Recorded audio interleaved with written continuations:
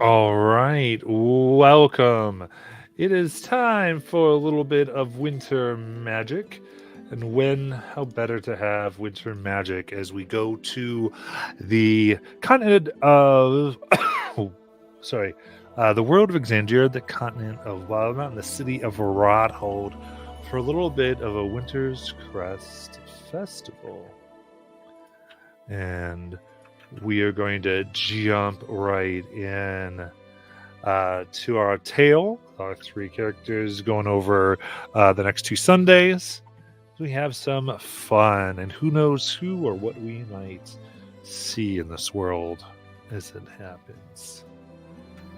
So, with that, we'll begin. Now,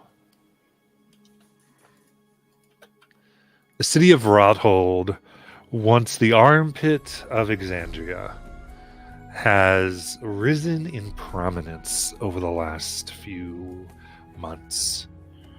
In the last year, they have made deals with pirates and ports and begun explorations into the very hidden world underneath their feet, making alliances and even employing a profession no one had heard before, that of the influencer. They have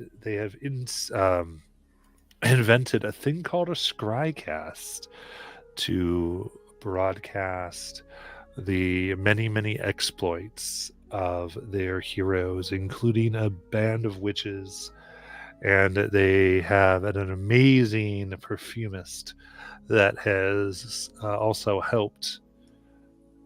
They've been able to figure out how to take acid and the ferns and moss they've used and make a power that rivals that of Whitestone, and have slowly begun to expand. However, the Blight Shore is still many disparate tribes, both above and below within the Underdark, and the Gaping Maw, along with the Cauldron Sea, threaten with monstrosities, things that are coming from other realms potentially to destroy this. But with all these influences and pollution from the calamity, there is opportunity.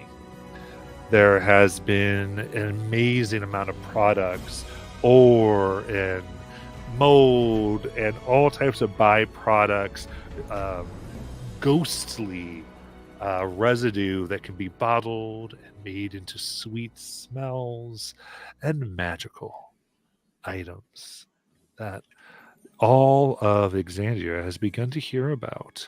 And the Rat Hole Tourism Agency has been doing its work as well, getting everybody in and making it a destination to see the burgeoning capital of these disparate tribes. And for the right price and the right person, one can even get purchase to one of the fairy realms that they've been able to secure in the now famous Rothold Library, holding tomes long thought lost or myths.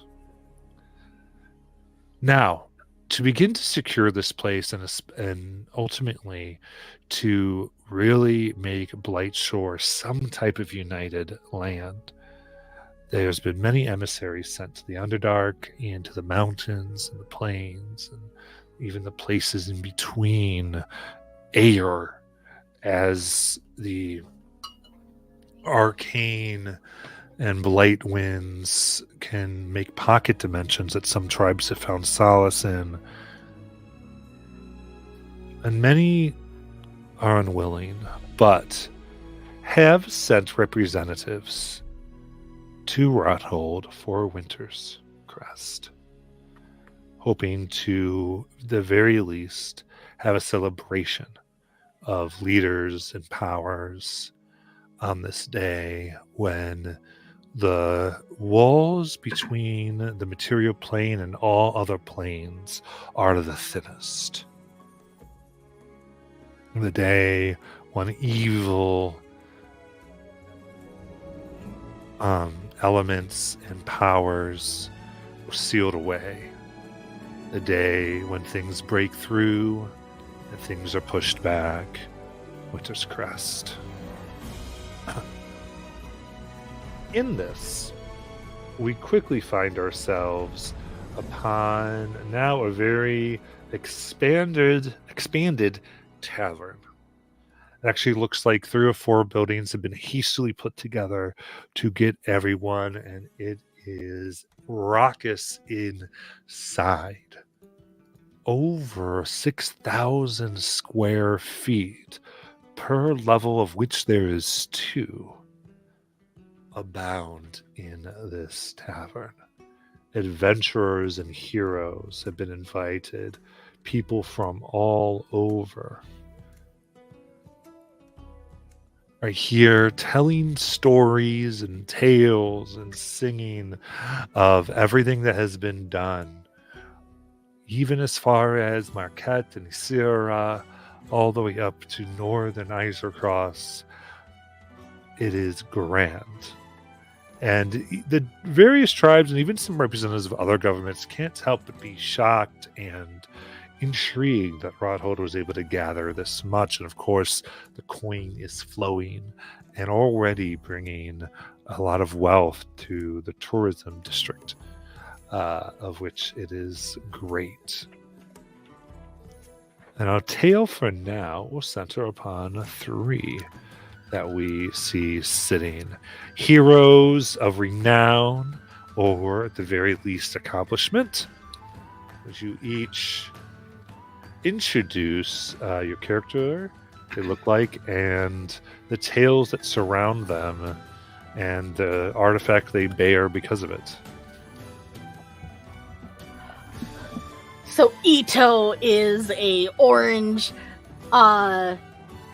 tabby coloring tabaxi, and he is very broad-shouldered and beefy, and like you would think that his fur is just really, really fluffy, but it's not. He is a brick wall, and he slams down his tankard after drinking the whole thing down in one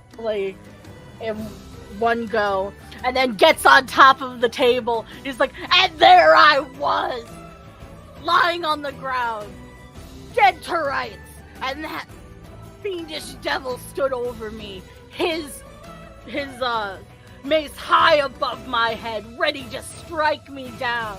And then Adeline, bless her soul, threw herself in front of me, and she took the blast for me. And to this day, I dedicate my life to making sure to take down any fiend in my sight, unless you're of the good-natured variety. You know, as he tries to chuckle it off in this good company.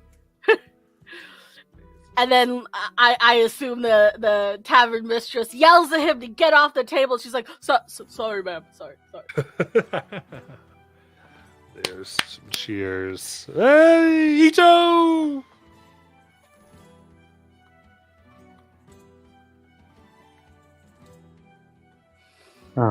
You will see a half-elven male in black plate armor with a very nice staff in his hand.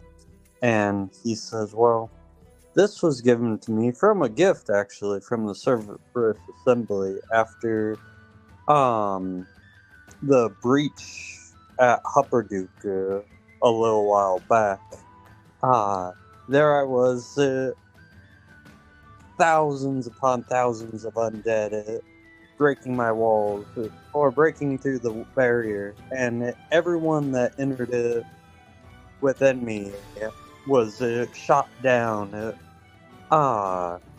None could overwhelm or surpass or even touch me, and I killed a good 1,000 of those things as they were storming through the town. So because of that record, that ability, Azrael ended up talking to the assembly and getting me this for the accomplishment.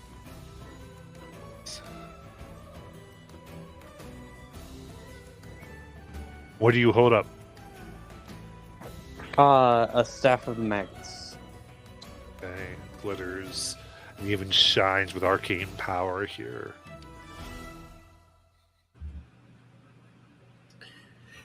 And within the slumbering halls of this establishment, the songs of old times and adventures, long since past, echoes of nostalgia mixed with shadows of the past, the weathered grace and familiar tapestry of an inn. And there she sits, our old friend. Graying hair, an older half-elf woman. Doesn't seem intimidating. 5'2", long strands of her dark hair that is now but graying and coarse and stringy. And upon her head, an old headband that doesn't do much these days, but she wears it nonetheless. And there's a creepy vibe that she gives off, especially when she looks around and matches eyes and stares a little too long at other patrons as if this is just familiar or normal. Her eyes have dark shadows, her teeth jagged, rotting near the gum. However, her clothes still bright and lively as ever, expensive looking and fashionable. And upon her shoulder is not the old friend of a rat, but rather a rather large hawk. And in her hands she holds bread, and she taps it against the table, and it smushes too lightly. And she asks the barmaids for more crisp bread, burnt, if you will. And when it is provided, she taps it, and it, of course, makes familiar drum beats that are able to go with the familiar rhymes of the songs inside of the tavern. And she feeds a bit of it to her bird friend, while also enjoying some for herself.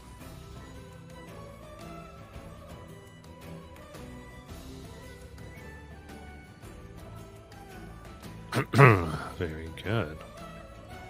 Here in the amount of celebration, we can see a Noel that you had all been introduced to before. He is the one that greets everybody, especially brave adventurers such as yourself, by the name of Tekel, the head of safety here, among many other things. Very much known to. And he eyes you and others nervously, and you heard that his reputation for procuring magical artifacts and items and essentially breaking them, turning them into less useful, or in his words, less dangerous types of things. He's developed an idea that such great and powerful artifacts back from the Age of Arcanum have no place in existing in this world. But doesn't bother people, though he will make offers here and there to purchase with this idea, but won't force people into anything. And amongst all of this, stories are being told. A lot of old faces are recognizing each other and telling anyone who would listen, especially many of the children wandering around, of their exploits, especially with each other. So now, as you see each other and kids are all around waiting eagerly to hear these tales, would you mind sharing a tale with them, of you and one of your fellow players here?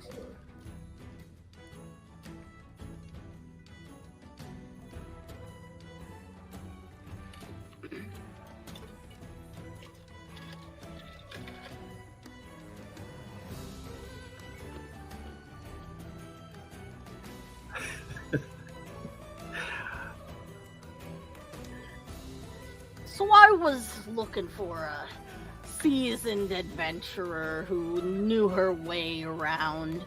I forget the town that Vera was from. Guardon. Mostly because I've never been there before, and as soon as I got there, I was very quickly swindled out of a lot of money for some steam cast daggers, and, well, Vera saved me out of that unfortunate mishap.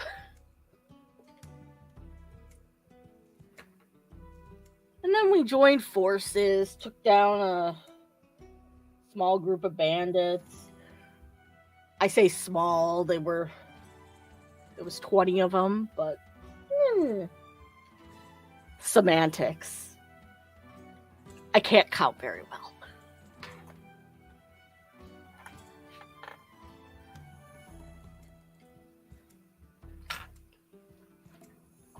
All right. Goes, oh, that's so awesome, says this young orc boy who you've known. He's been bugging you for a while now by the name of Yethrin. He goes, that's how you met her? How that sounds so much fun. And you too, Yethrin, could be an adventurer too if you keep your nose clean and you train hard. You've slain so many creatures. Yes, the life of adventurer is full of daring. Well, I want to be daring Yethrin. And I believe you will someday.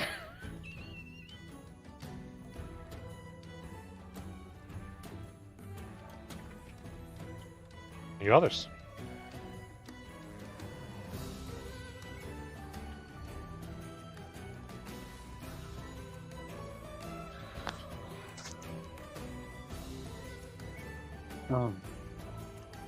Back in the days when I was early starting out, it tended to be difficult to get in places without just killing everyone. And I found a friend that was very good at getting in and out of places without being quite as noisy and noticeable. And that's my good friend Ito. Just because, sometimes it's easy to just kill everyone in sight, but other times a little more tact is needed. I'm bad at that, but that's why you have friends.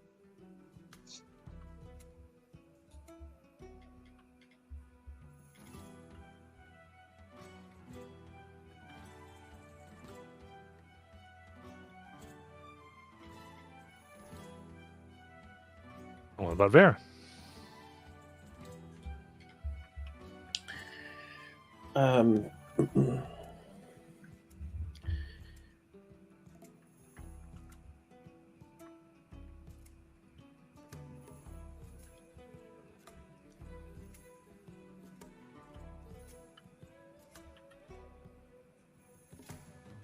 I may need a prompt. Okay. I would say, when did you have to pull Ace out of trouble when he was almost eaten by something? All right.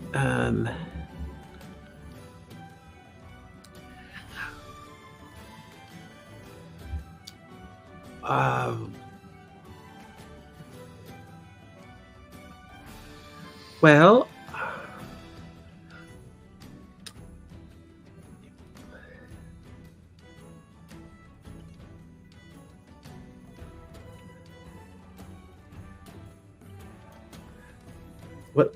what class are you?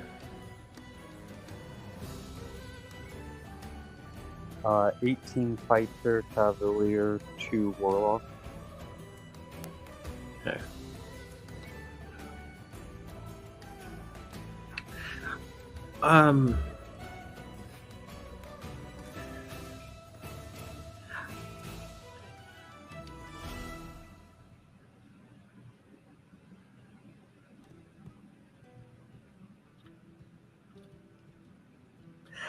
I was at the tavern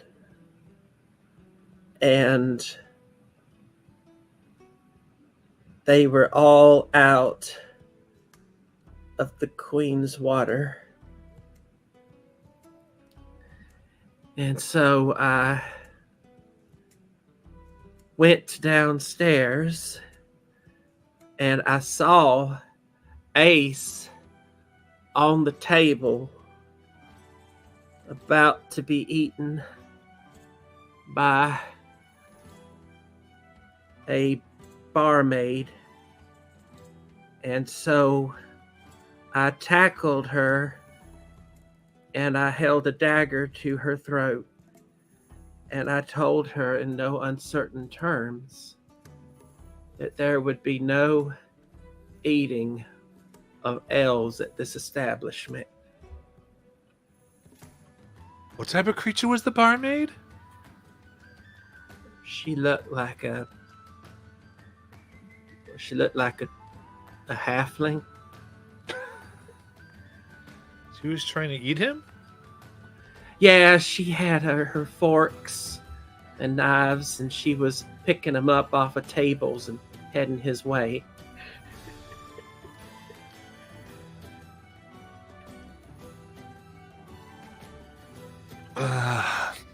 And tales abound within the tavern, as you can see here.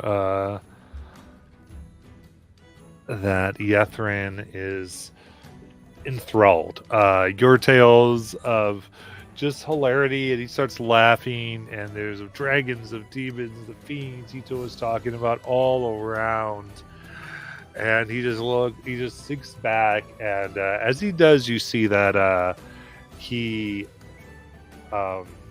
twirls a little ring in his fingers from one of his pockets, nervously, like it looks like it's a habit for him, as he just goes, "Oh, I wish I could have seen all this. Everything you guys say is so awesome."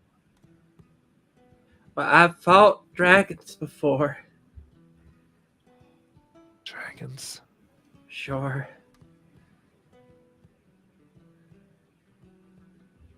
It's not that exciting, actually. Oh, it has to be. I'm pretty sure I played cards with the dragon once. Oh, I was good friends with one for a while. His name was Hellebrem. Me and Mike both knew him. This is Mike, and she points at her bird. Hey, Mike.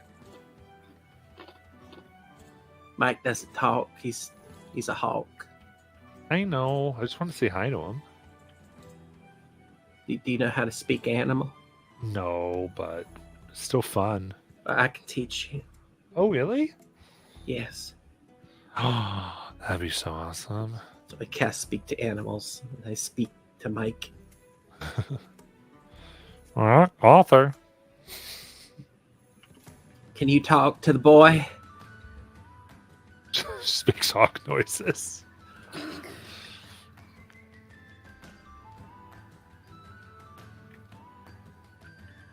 He says, well, he's saying a lot of things, to be honest with you. I can't repeat all of it, but he's saying that he's really happy to meet you.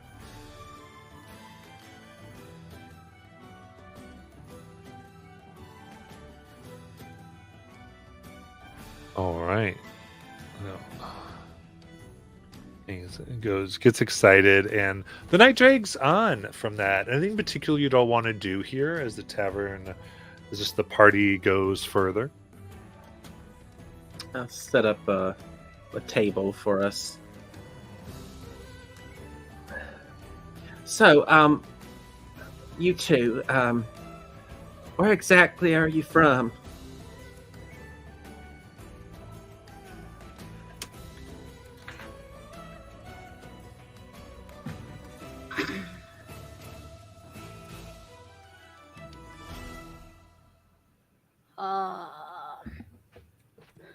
Didn't I say? It must have slipped my mind. I was born in a cute little slum in some back alley village, and well, I got out of there. Not you, Ace. Originally Vasselheim, but once I became old enough to get out of there, they were really too high and mighty for my tastes. I've lived in Port de Mali and Guardon mostly before I became a traveling person myself. Used to travel with the WWE.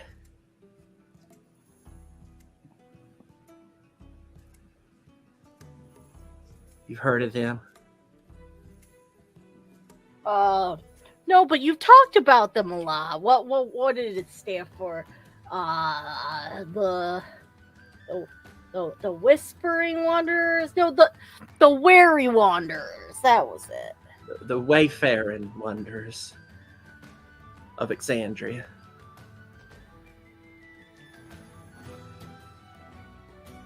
Yeah, we had a nice little crew for a while.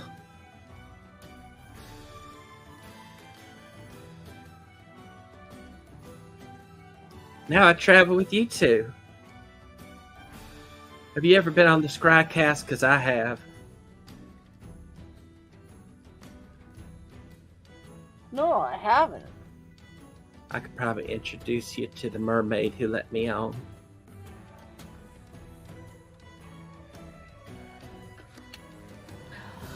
Yeah, I heard about her. There was a guy, a Kenku fella. He warned me not to go swimming at night. It's probably a good idea. Yeah, because she's liable to eat me. Well, if y'all want, we could set up a heist. The library in town. It's filled with all sorts of books. I thought anybody could go in and get a card though to check things out. Really? Yeah, but not any of like the big magic books or anything. You have to like pay a fee, and they'll write it all down for you in a spell scroll. Oh, well, I'm glad I didn't plan that out then. Sit here. There are screams from outside.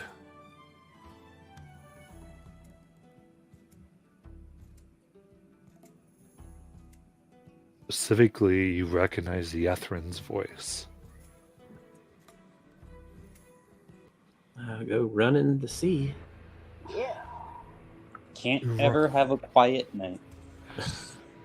You run out and you see already about 900 feet in the air an enormous wingspan of a white dragon. It holds Yethrin.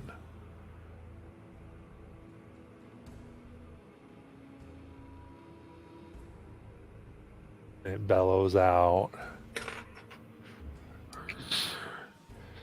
This child has enslaved us.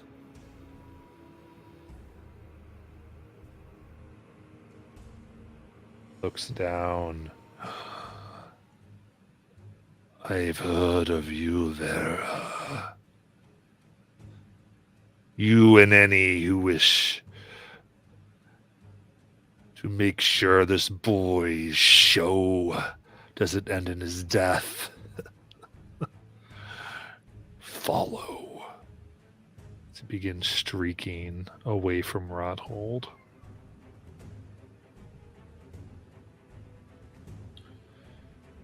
Well, looks like we have a dragon on the prowl. Now, I killed the blue one once, but not a white one.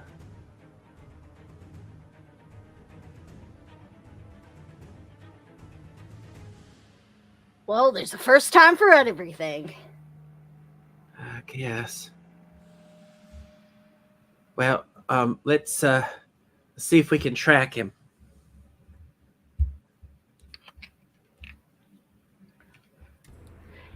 Ito hurriedly pays his tab and then gets ready to go.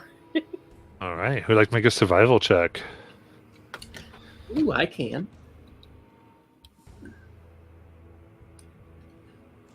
And that is a nat 20 for a 31. Nice. Right. See the glint here.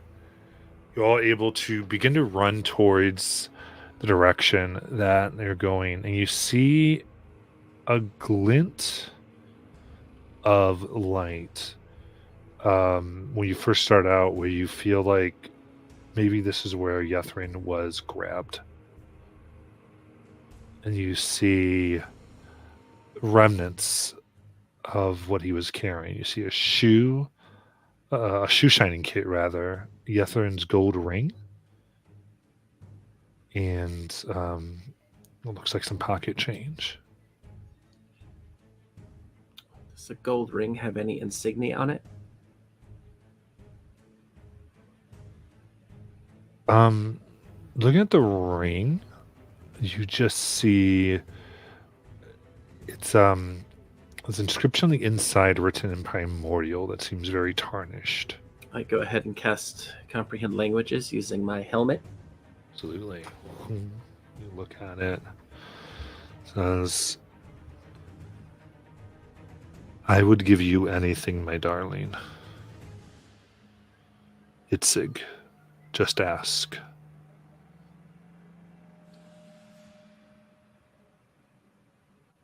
I'll pass that along.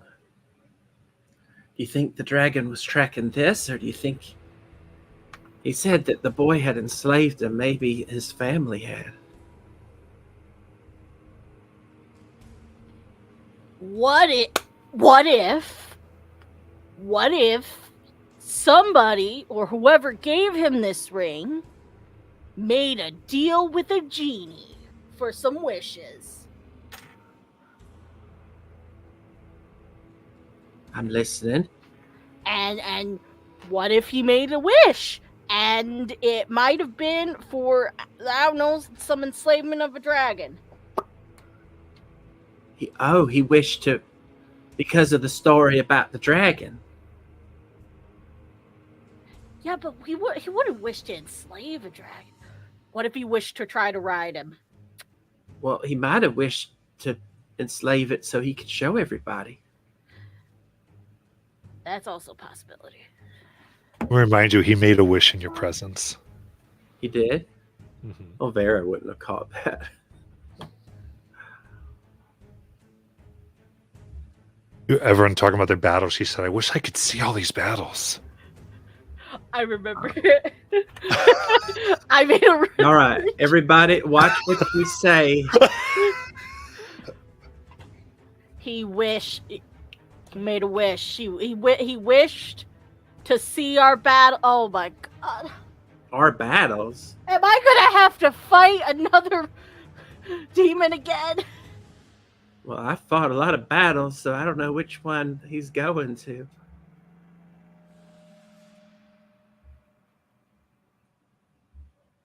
But I guess we should follow.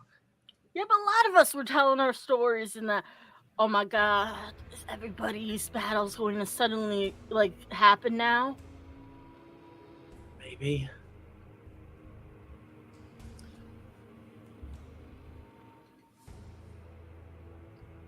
Ace, what do you think? I don't know. But at least it's the easy one. We kill the things that happen. And he still has the cup of ale from the place and just casually sipping it as we're walking along.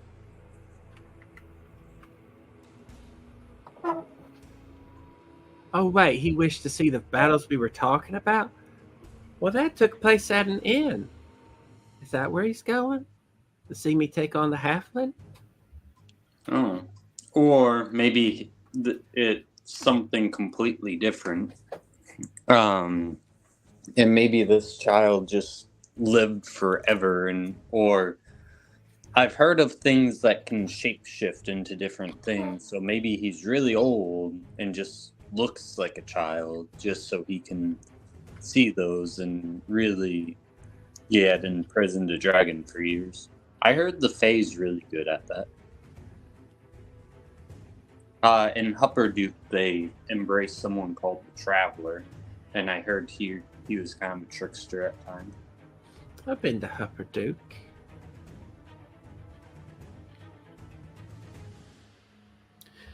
All right. Well, I guess we keep going. I pick up all the stuff though. All right. Move out, and even as you look at the ring, there's just this little bit of a glow, and a cold wind blows. And you look above, and it begins to snow heavily.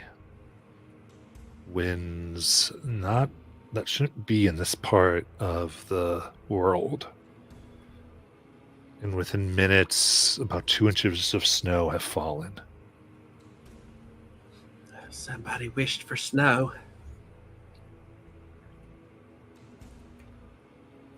That could have been me. I always wish for snow on Winterscrest. And at this, hearing all this, you see the gnoll you noticed at Calgrove. You want to just, have you guessed what's happened?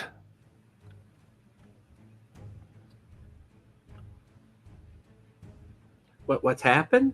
Yes, they took Yethrin. Yeah, they took him. A big giant white dragon. But why? Why is Frostscythe back? He was slain. Frost who? Frostscythe. Frost Scythe. Oh. I think because there's a lot of wish spells going on right now. No. I highly recommend people not use the wish words.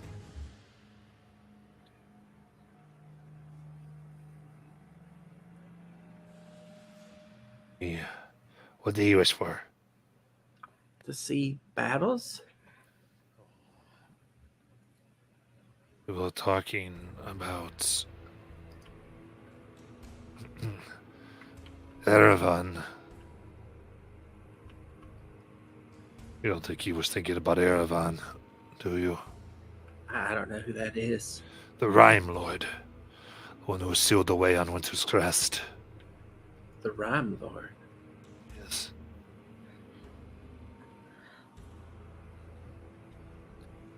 I don't know anything about that, but I'm pretty sure he wished to see adventures and stuff like the stories that we were all telling. Is that the guy that made everybody talk in rhymes that one time? No, he built the ice castle and tried to freeze Exandria. Oh.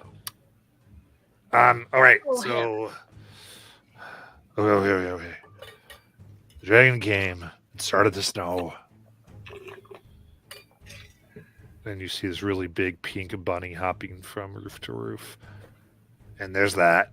I think they're getting their holidays all mixed up. Yeah. Okay, it's possible Yethrin started this. And it was a chain reaction. And he starts jotting things down. Well, you gotta get to town and tell them to stop wishing for things, because unless it's good things, I guess I wouldn't mind good things. Well, yeah, I mean, there's eye concentration and background magic here. You need to, okay. If you grant Gethrin's wish, that might stop everything else. Okay, that we can do. Is there any way somebody could wish that I was young and beautiful? I was sure young and beautiful. Okay, apparently it's not working. Okay, well, I guess it ran out of. I guess that was too tall an order. I don't know. Oh, I already think you're pretty. Thank you. Well, we're gonna have to talk later, you and me. Are you going for a third wife there, Takel? Shut up.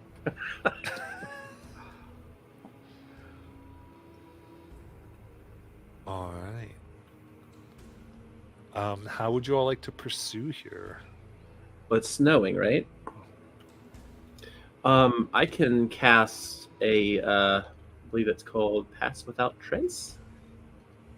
If we want to try to sneaky sneak, but let me make sure I have it. I forget which level that is. I don't even know if It's I. Oh, I second. do have it. Yeah, I do have it. If we want to use it.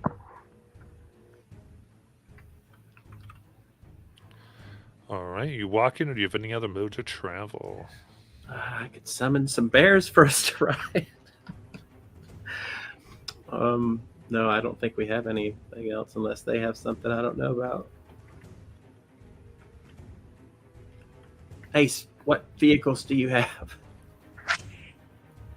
I have some fancy boots that I can fly for 4 hours, but Oh, me too, actually. Do you have those too, Ito? No, but I can drive.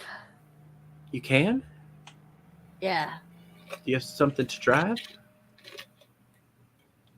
No, I'm pretty sure that the caravan that I came here on, is here for an extended holiday and would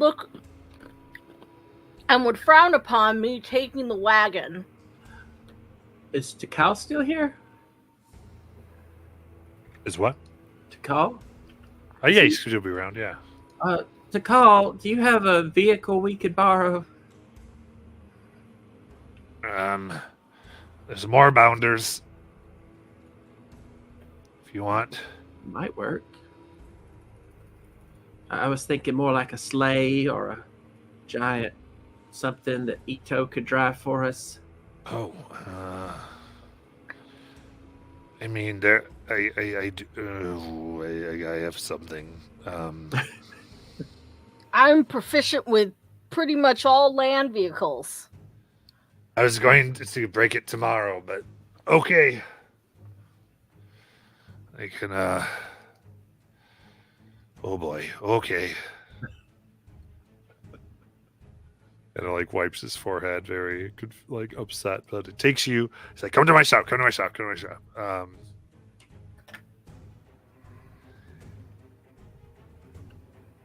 And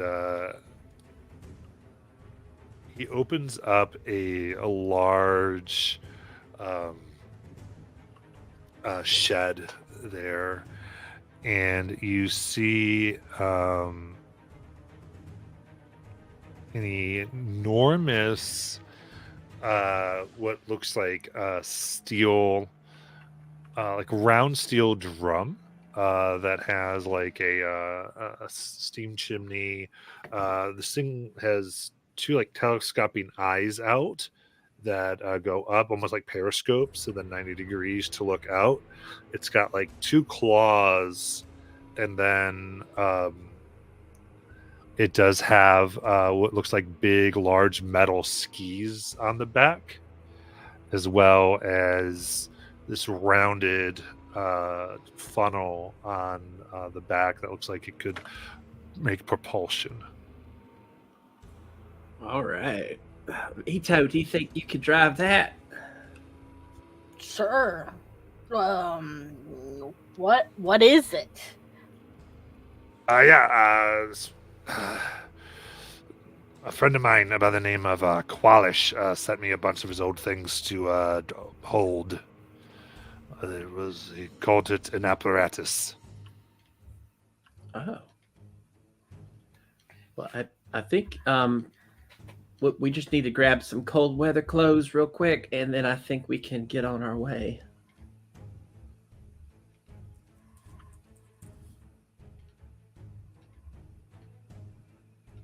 Okay. You can get that easy enough. Right? It's 10 gold. Yeah. Does this use any fuel source? Does. I have no idea what, but it's working now. Let's see here. Start to look through some stuff. You know what? I have an idea. And runs and grabs what actually looks like a big incinerator, and quickly attaches it in a few minutes. And goes, all right. And then has this huge black sack. And lays it down and ties it up and gives it to you. He goes, all right. So I've been kind of breaking and messing with things of magic to weaken them or destroy them. Usually, I've been realizing that it's caused some issues around town. We're working on ways to use that power so it doesn't just sit. And made this. Now, this thing uses, I assume, magic fuel. So I've got a bunch of stuff in here. You just put it in, and it should fuel it. Looks, look at this. And he holds like this sword that, as he waves, like 5 beams of energy go and like absolutely obliterate part of the rock that floats above his plate. And the chickens up top start squawking. He goes, dangerous. You just put it in, throws it in, begins to melt it down, and the machine starts to get more energy. All right, I think this is our ticket. Do you want to come with us to Call? No, I think I'll stay here. But gotta try to keep people from making, like different wishes. As you see this baby suddenly put their head over a house as they've grown 30 feet tall. Oh my! Yep, you got your hands tied. I need to find more adventurers. Well, there was a whole tavern full of them. Indeed. All right, gang. Anything anybody needs before we go take on this white dragon?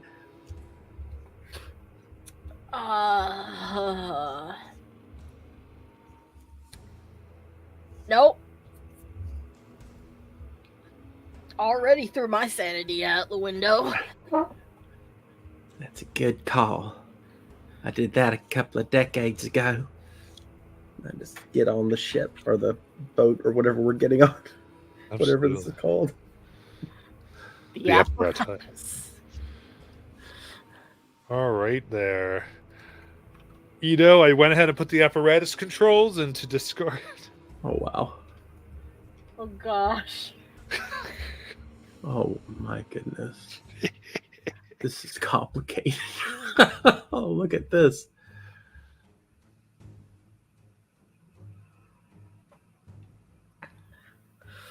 Okay, well,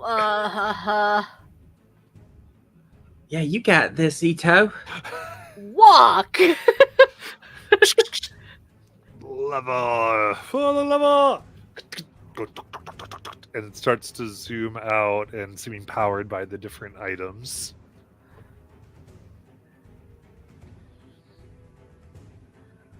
And then forward. Okay. Lever 2. And starts to move very, very quickly. That's level 6. And starts zooming past the trail here over ice and snow. And you try to follow the shadow, and the way it went, you had pretty much gotten the direction. And that is why soon you come to what looks like a vast lake. Now, you had heard that a lake around here should have been of acid, but this one looks like it's been entirely frozen and changed. Y'all thinking what I'm thinking? Are we going swimming? Ice skating. Oh, okay. That sounds like a much better idea. Yeah, I figure if we could just trek along this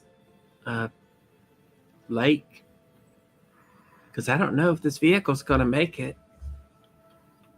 And Well- probably go on the ice if you wanted to. I mean, it could swim. Oh, well, that's good because it's probably gonna break the ice.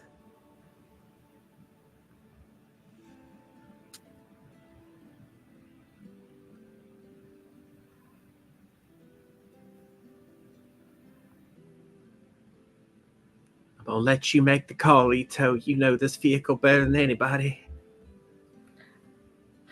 I have it go forward. It says here that the apparatus could walk and swim, so it's gonna go forward and see if the ice breaks. Shh, as it moves forward. You find, after going about 200 feet, you see a large 30-foot wide hole that has been dug in the ice. Upon the outside, you see a right shoe. Oh my! Does this shoe look familiar? Looks like it matches the left shoe you had found. He must be in there.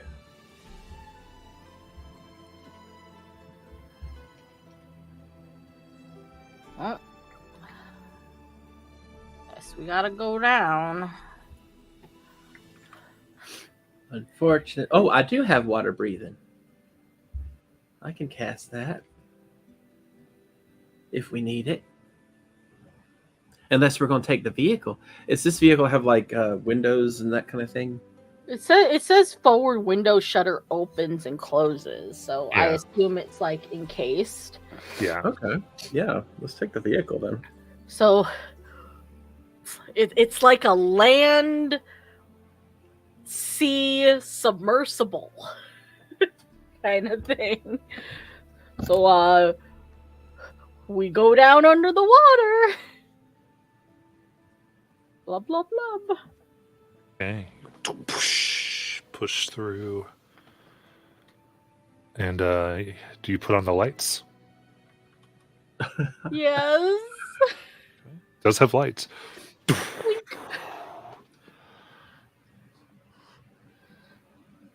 Begin to move in this magical powered contraption.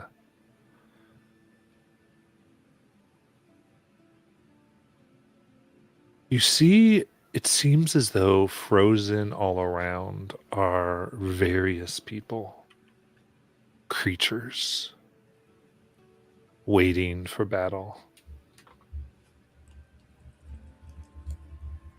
Like armed, and while they're in ice walls and unable to move, just their eyes follow all of you. You can see in these what almost look like crystal ice prisons that 3 have been broken.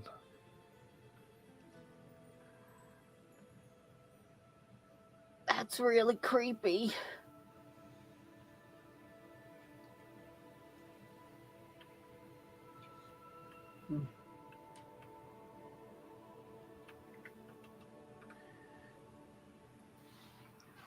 Well, is there a... So there's 3 openings.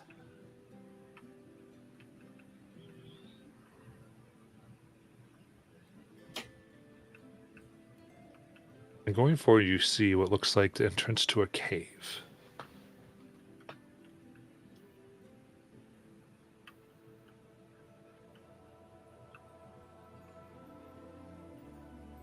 Well, I guess we're in it to win it. To the cave. Okay. Thing moves and comes up as it can make landfall. Now you see, well, the cave is very large. You can see tracks in the snow now.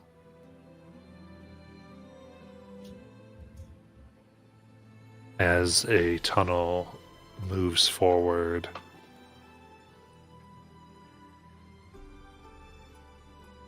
What would you like to do? Does the vehicle fit? It could fit, yeah.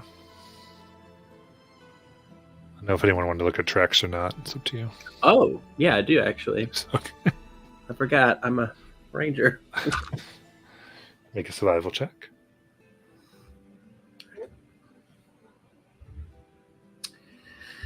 26.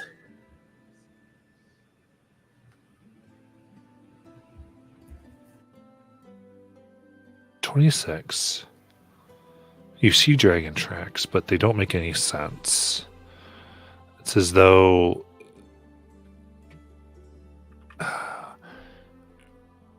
it has the width of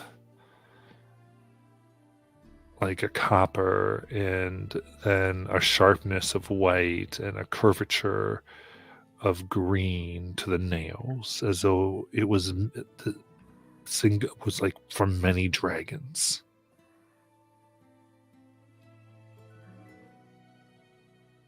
Next to them,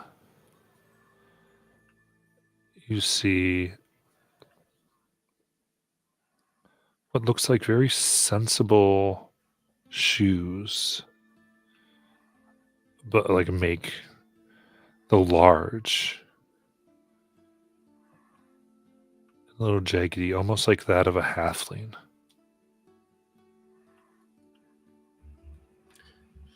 And next to those, Vera,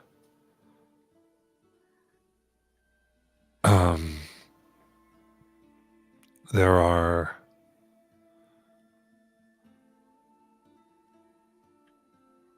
a very particular shoe size and shape. The kind typically made in the Drendalian Empire. Boot. A type of track that you've seen here and there, that you've kept an updated drawing on in your pocket.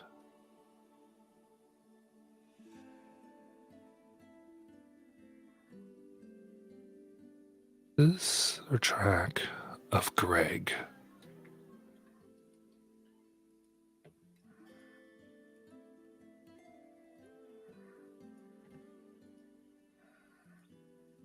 A wizard. Spellblade.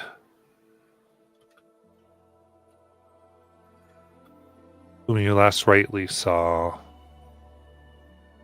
or heard about in Hupperduke.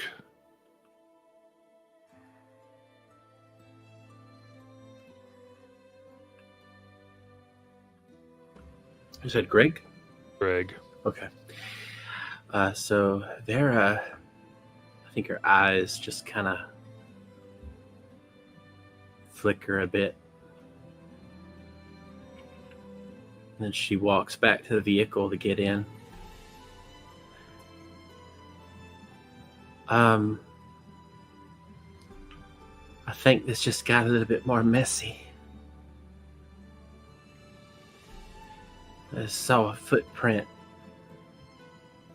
I've been looking for a very long time.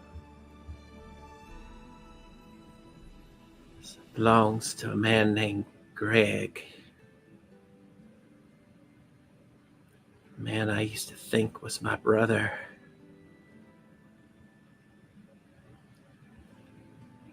He's dangerous, evil. Killed a lot of my friends. Beheaded some of them. Set up others.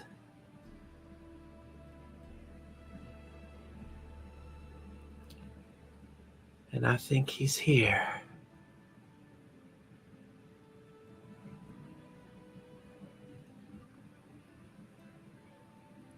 Do you want me to kill him? Or help kill him?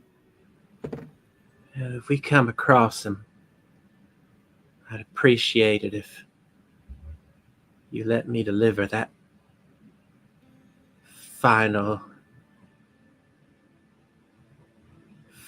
cut.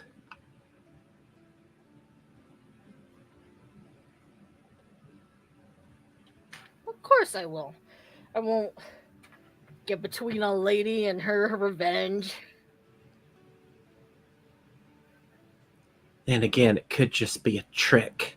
He's eluded me in the past, led me on wild chases.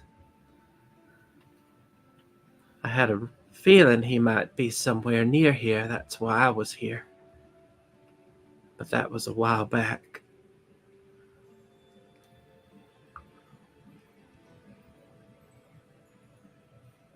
Anyway, he's got a lot to answer for.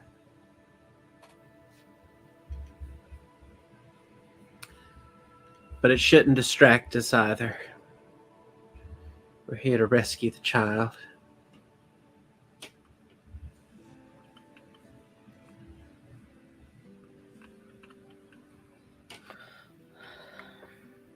Well, clink, clink.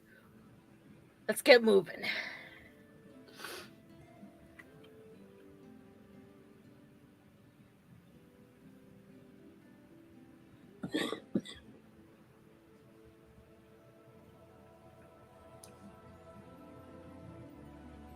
You guys want to make a stealth check?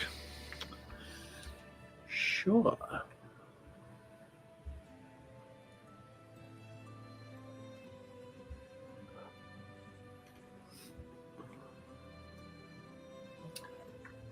24. Did you cast Pass Without a Trace there like you were talking about? Or no? I have not. And the only reason I didn't is because it just got asked for. I wasn't even thinking about it. You can put it on. I'm fine with that. Because you were thinking about it. Okay. Then I'll go ahead and put it on. So that'll be a 34 for me.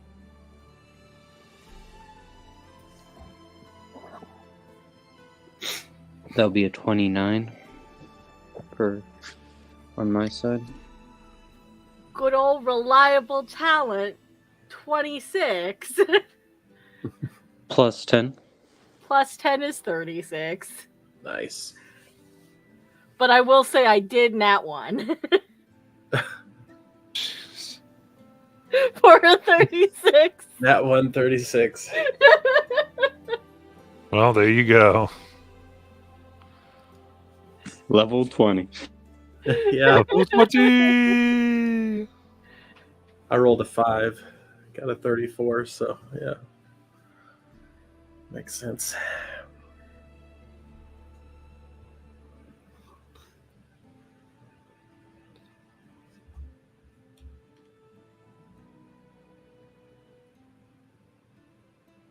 In that case, you follow here.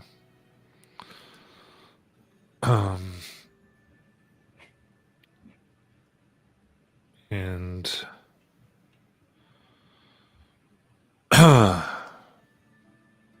to doing so, you see that you come to a very large room.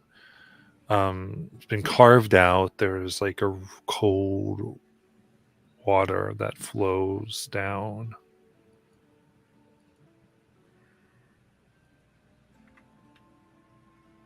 Through it. And high above in this 200-foot tall dome, you see an arcane sphere. And within it, there's Yethrin.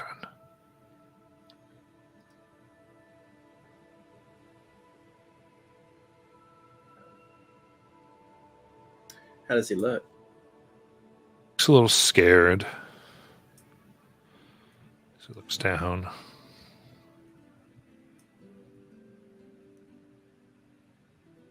And you can see, not yet seeing you, the mighty dragon that brought him here.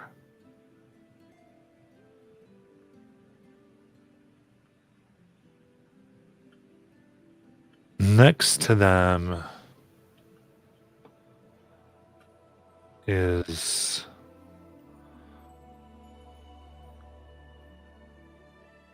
a strange sight of the halfling that you protected Ace from, with a whole coat of forks and knives, and they bear 2 heads. I knew she was evil.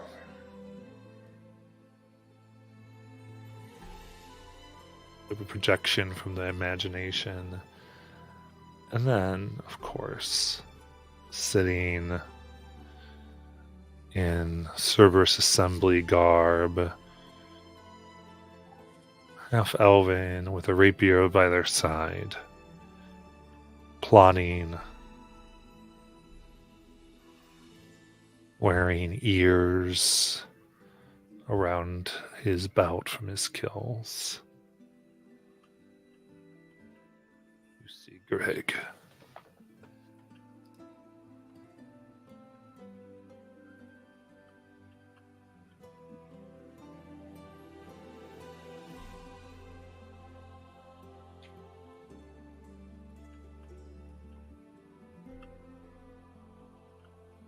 Greg.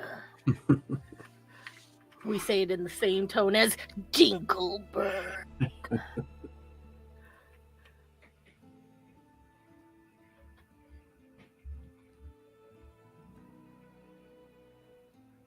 It's about to get real.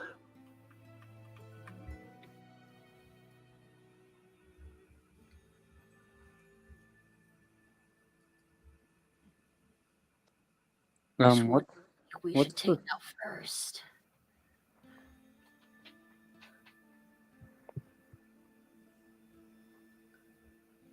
What was that, Ace? What's the size of the room?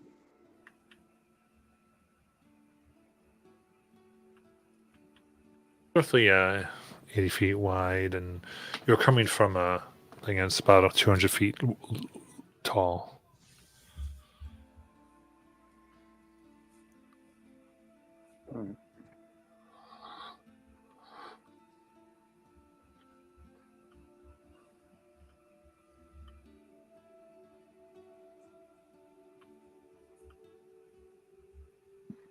I say kill the dragon first, sneak up on it, do a surprise attack on that. Well, far away, but attack the dragon and then let all the rest, and then deal with the rest after that.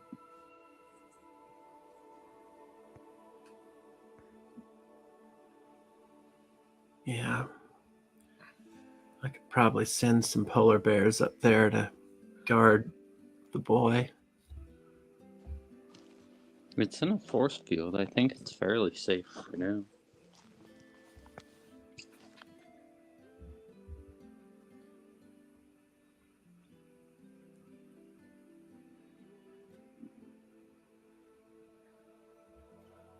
Okily dokily, let's go. Pokaly. I don't know. I started off with a rhyme and I wanted to finish with one.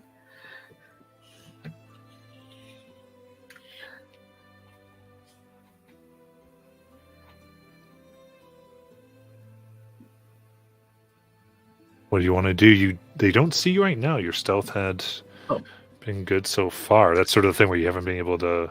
I thought something was getting set up. Okay. Well, I haven't noticed you right now. You could do something here.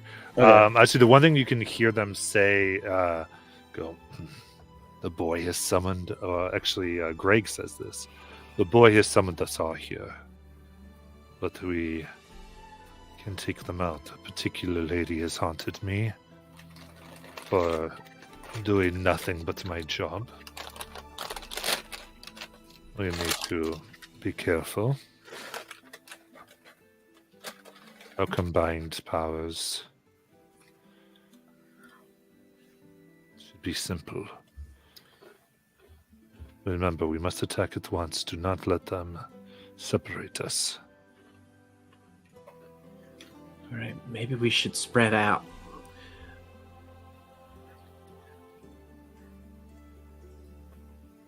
because just so you know, Greg, he's a pretty powerful wizard.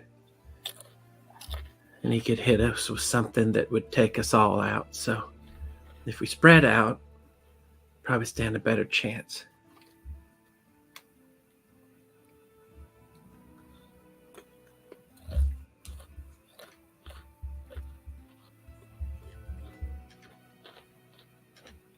Sounds good. Sounds good. I'm going to go ahead and conjure. I think I can double this. So I will double the amount of polar bears I can summon, which I think would make, let's see, 2. So I'll create 2 polar bears that will travel with me for the next hour. And I'll get my little birdie ready. Well, I guess if we all prepare an attack and then plan to just release whatever ranged ability we have, we'll probably get the upper hand real quick. What do you think? I'm more of a launch in and beat 'em up kind of guy. All right. Well, I do have one ranged thing that might help if it catches them off guard. All right. So we ready to attack by surprise? I think so.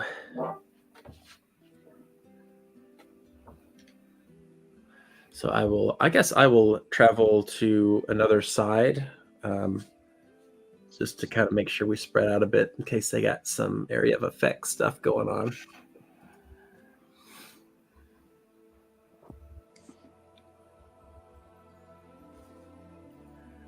And I'll prepare. Yeah.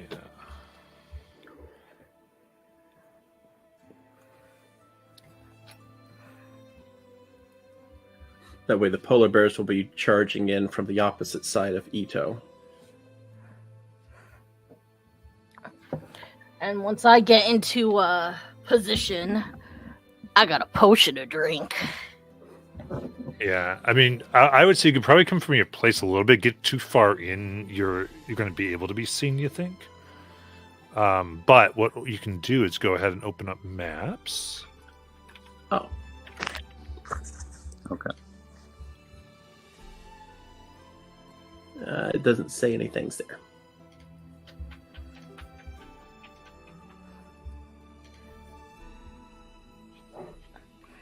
For your rot hold. Mm-hmm.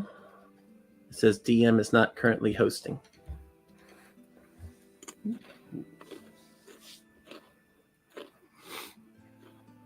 It's fun.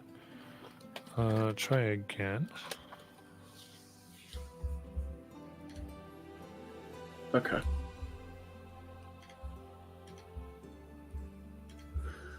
All right.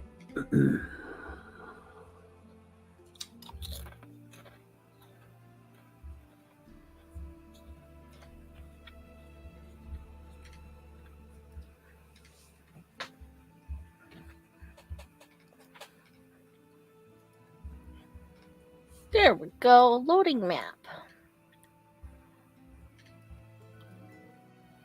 All right. Okay, I see. I guess if my guys, I don't want to get too far out. Well, if we go, I'm going to let Ito decide where they want to come in from first.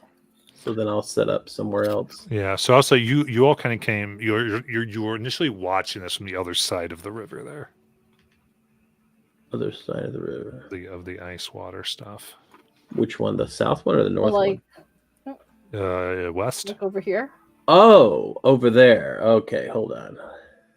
Like over here? Let's see. I'll move one of these over here.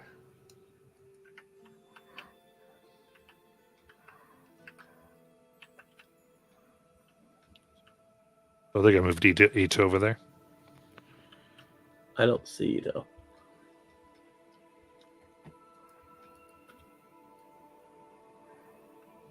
I need to refresh.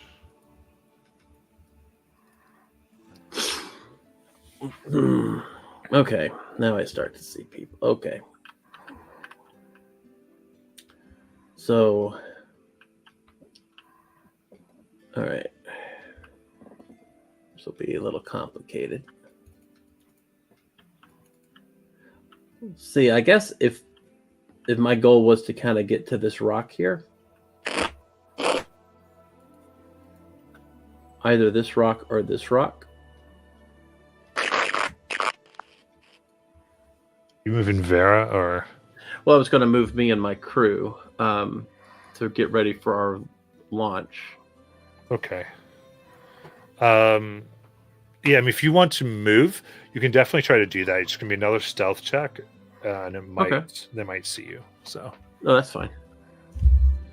I think Pass Without Trace is still up. that would be yes. All right. Let's roll this. Yeah, that's let's add it all up.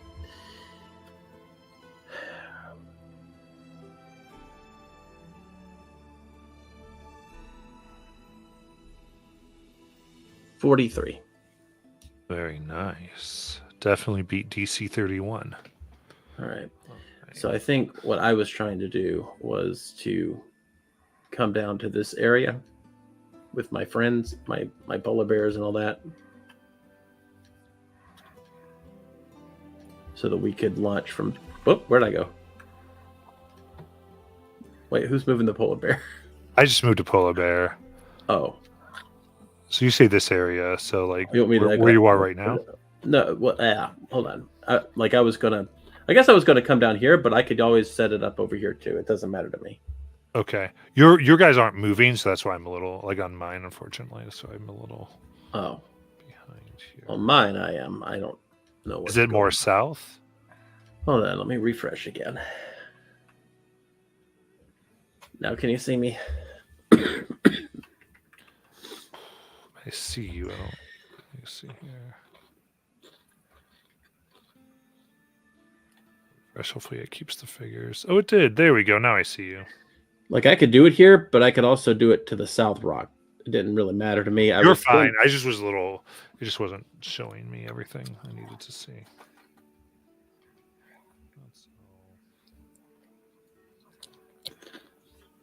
Okay, so let's do this then. If I put this here.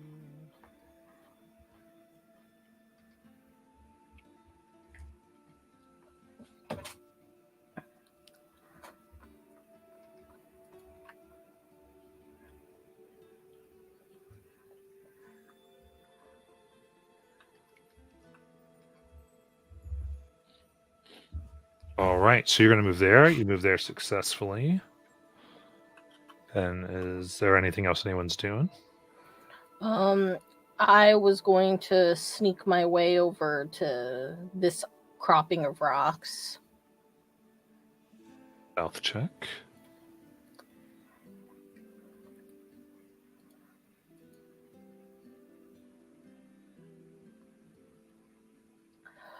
Uh, 26. It's 36. Well, I'm not next to you. But All I right. think you're within 30. And okay, then Pretty close to 30, yeah. Then 36. Okay. Then what's Ace doing? Oh, Ace is getting ready to pepper that dragon with Eldritch Blast. From where they are? Okay. Yep. Cool. I got a lot of range. It's like, I do a thing, I do it from here. Yeah, I'm going to prepare a spell, I think. Well, we're not going to do preparing just because No, the way it's going to okay. work. Right. This was just if you're going to move before we start. So roll initiative. Okay. Because you're going to get surprise.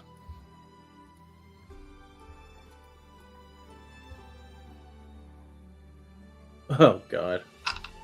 Terrible. plus D8.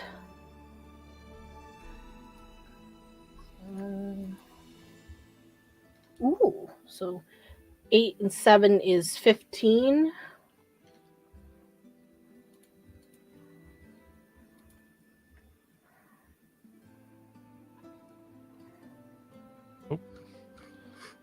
Okay, so you have 7, but you're actually 15. Okay. Yeah, because I have special boots.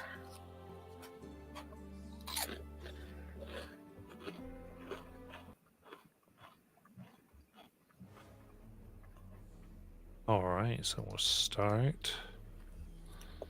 Also, I don't, it doesn't really like say anything, so I'm not entirely sure how it would work, if it would work or not, because I feel like they have to see me.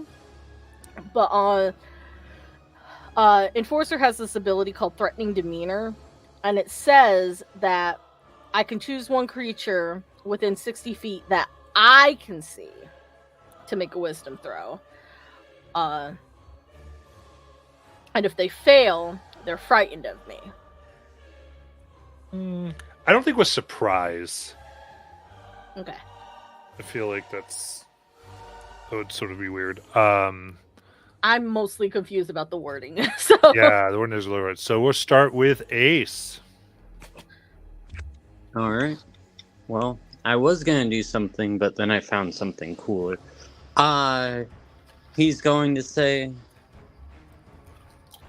hello, my pretties, and tap the staff of the Magi and cast the 7th level fireball at those 3 in the back. Okay, look here. That is a 20-foot radius. It is. Duh. Okay. Okay, so I think you'll get it.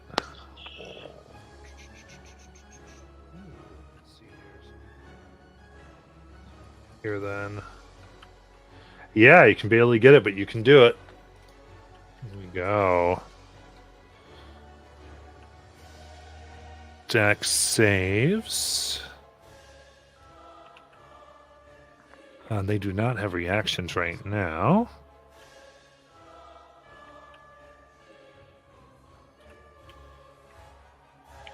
The fail for Greg. The halfling fails. And yeah, that's a 30 for Frost Scythe.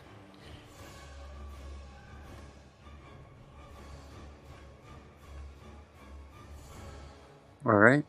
43 fire damage on a fail, half that on the save.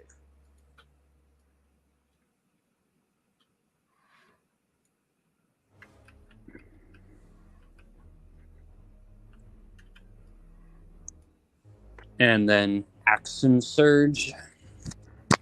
Very good. Eldritch Blast.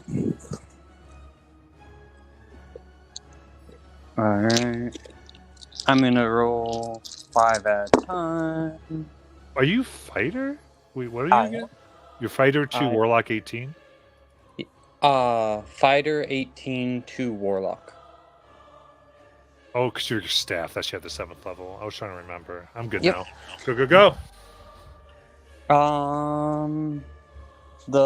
And this is all going to be at Frostlight. The lowest one's 21 out of the 5. Okay. So 21 misses as it just reflects off their scales. 23 is the next lowest. Check something.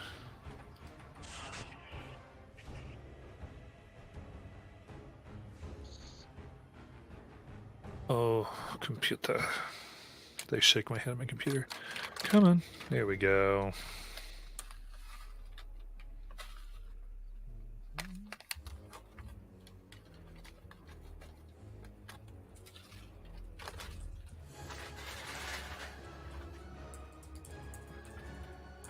Okay, perfect. That will hit. Then 4 will hit. I got 21, 23, 2 25s, and a dirty 30. Okay. So then damage.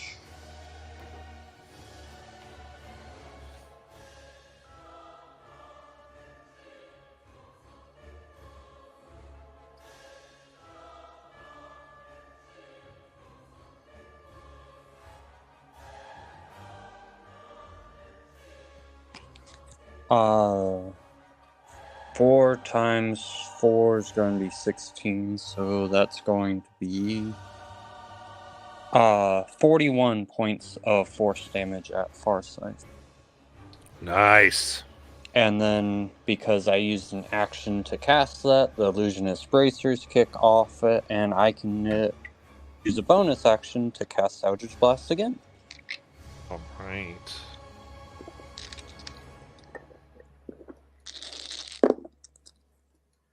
There's one nat 20 in there, and then the lowest of those is an 18, which we know misses. Then I've got 22. 22 for hits. Alright, so 4 hits with 1 being a crit.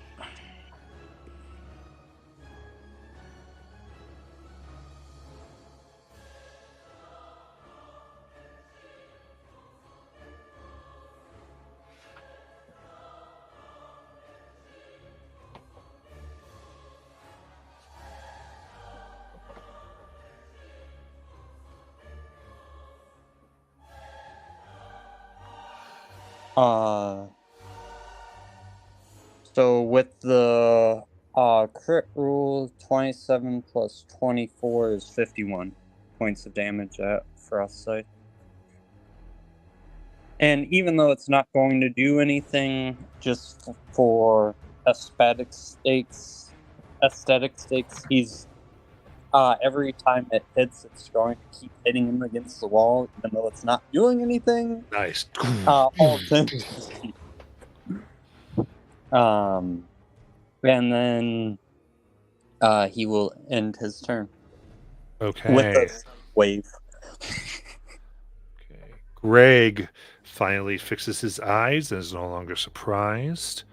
The halfling gets its 2 heads in order. And then Ito. Okay.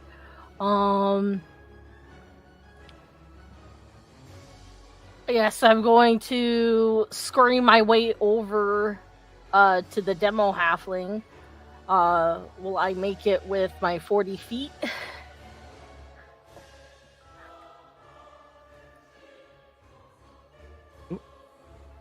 40 gets you there.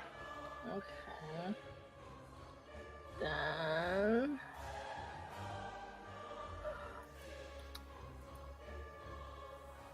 what do I have in here?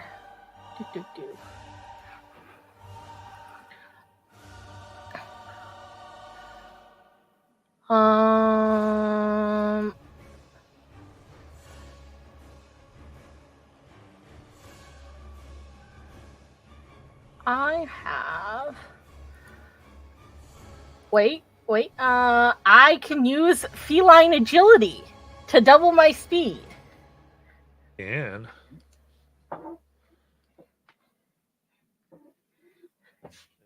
absolutely, with that, that'll you slide across the ice. Yeah, because you're not dashing your phalange, so I think you're good to go. Yep, give right over there. Okay. So if the demo halfling is not surprised, I do not get my sneak on them. Right? Right, they're not surprised, so yeah. Okay. Mark that off. Okay. Then I'm going to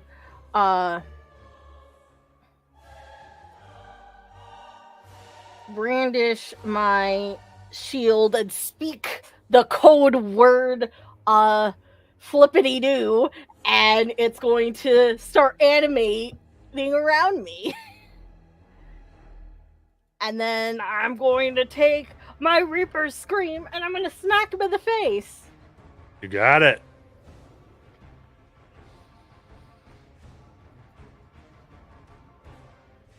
24. 24 hits. Okay. When you attack this creature and roll a 20, so I didn't, so I don't get the temp HP.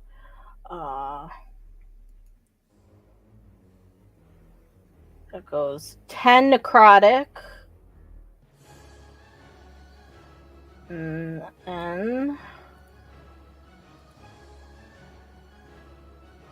used my bonus for my shield. I used the ability to run up.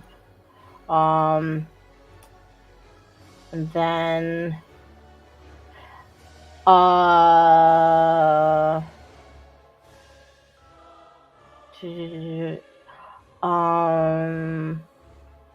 I used at least 10 feet in a straight line before. No, wait, this is a bonus action, so never mind. I'm looking at my charger feet. So then I'm going to. I'm not going to use my action surge.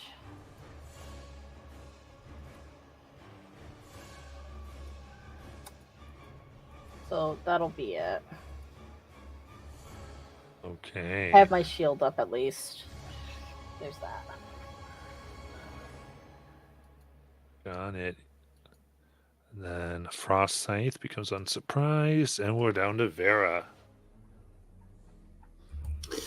All right, let's see if I can figure out how to do this. So it takes a command, but not necessarily an action, to tell my polar bears what to do. I think it's bonus action. Or are those your summons?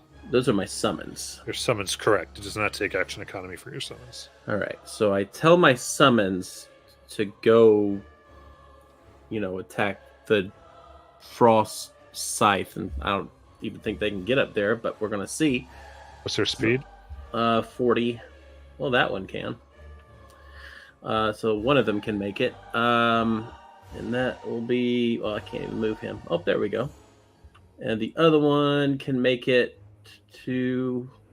He gets to about here. How do I move up? There he goes. He goes further than that. At least the way I measured it. I can't. Why can't I collect things? I don't know what's going on. Hold on. Yeah, he makes it to right about here. All right. So this one here gets an attack. So they can take 2 attacks, a bite, and a claw. Let's see what happens. Got it. First one is an 18. That does not get through. And the second one is a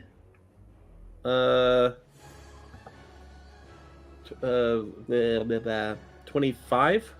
25 gets through. All right, so this is not magical. I should specify that. Okay. And it does 16 regular slashing. Hey. Yep, that will get through. 16, very good. All right, next thing for me is I am going to try to do a spell here, which is called it's called Conjure Volley, and it's 150 feet away from me, which I think I can get them. Let's find out. Yeah, easily. And they just need to be in a 40-foot radius, which I've already measured, and I believe I can get all 3 because it goes as high as about. According to this, it goes. It's a 40-foot radius, 20-foot high. So I assume I can get Greg in there too. Yeah, you can get Greg. All right. So they need to do dex saves.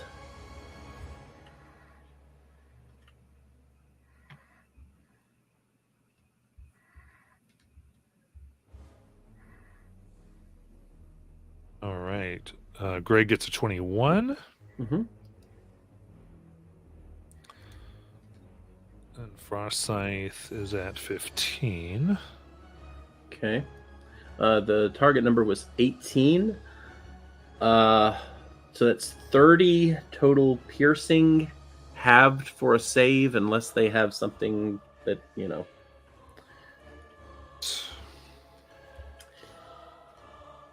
So 30 and 15 technically piercing. Sounds good. Yeah. Comes down. And the way I think this works is because I took an action. I don't know if I can command the guy. I know I can do it if I attack on an action. But that wasn't an attack, that was a spell. So my beast companion, I think, can't do anything except for yeah, I feel unless you meant the things for command. Yeah. No. So they can move though. Let me see how far they are real quick. 70 and 55, and their total movement is 60. I'm just going to I'm going to keep them back with me. I'm going to use my bonus action to hide back behind this, or rather to magically become invisible. I guess is what it is. Yeah, it's bonus action, become invisible. Okay. That's what I do. And I think that also goes for my pet, too. Okay. But you stay right there. Yeah. Okay. Very good. Then we're back to Ace. Alright. He's going to start spinning his staff, and a bunch more Eldritch Blasts go out.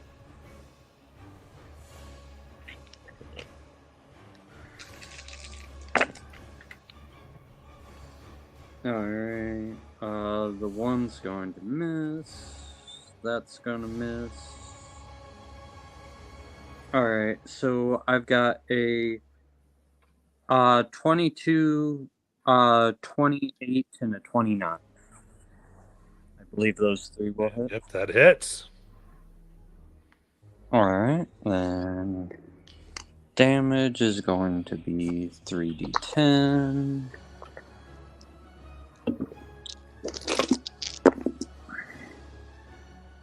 4, 9,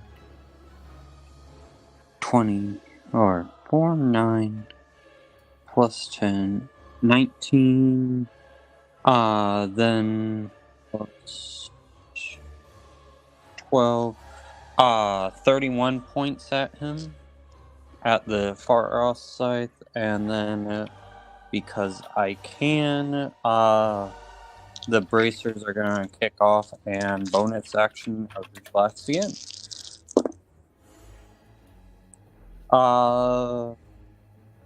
Yeah, the lowest one there's a 23, so I believe all 5 hit.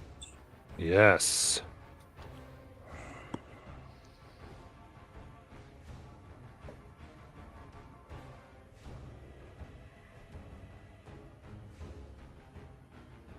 So that's 38 plus 4 times 5, which is 20, so that's going to be 58 force additionally at this dragon. Nice. And then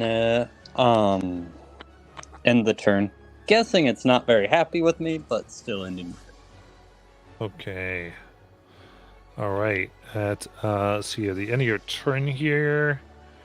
There's its eyes glow as 4 white spears form. One is going to go over to Ace, the other to Vera, the other to Ito, and I am invisible. I don't know if that matters. Not for this particular dragon. Okay. And will pierce each of you for 15 force damage. And I need to do a con save.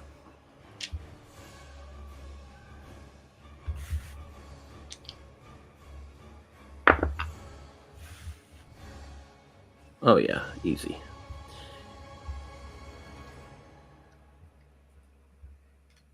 Okay. And then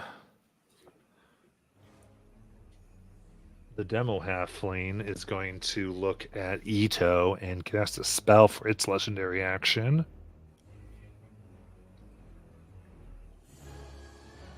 So I need an intelligence saving throw. Ito. 25. 25. Very good. My crown is saving me. Oof. Very good. You resist the feeble mind. The joke's on you, demo halfling. My mind is already feeble.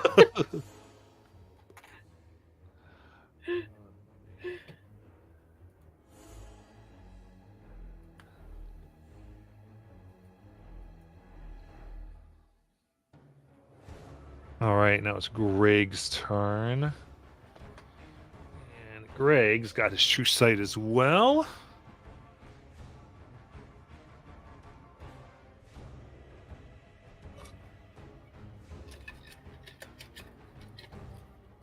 Let's see what he wants to do.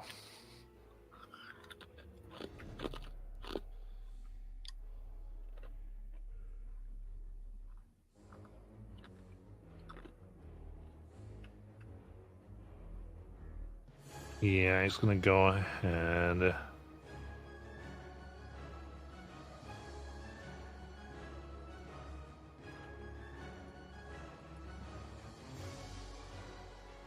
Yeah, actually, he's gonna close his eyes, and a shimmering barrier comes up around him.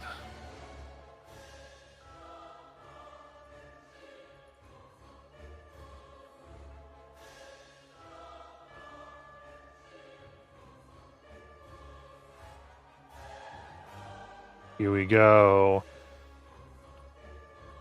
This one takes out, the demo halfling takes out a spoon and a fork and goes to eat some Ito. Come at me, come at me. First one is only a 23. That's still his. All right. Give me a con save.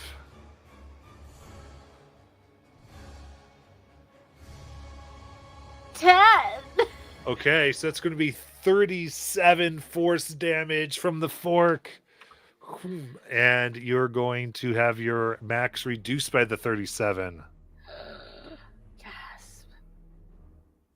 And then here comes the spoon for 27 to hit. It hurts. That is going to be 34 force damage. And you can go ahead and see the con save to see if you get reduced by that.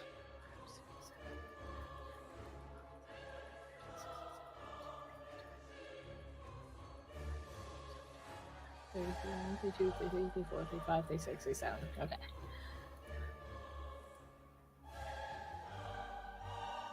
$23.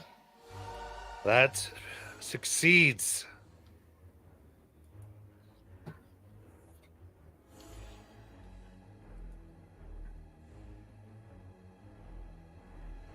Let's see here, because we've got a buddy here doing this. He wants to see if I can see if he's within range.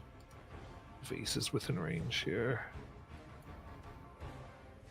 Yeah, you're within range.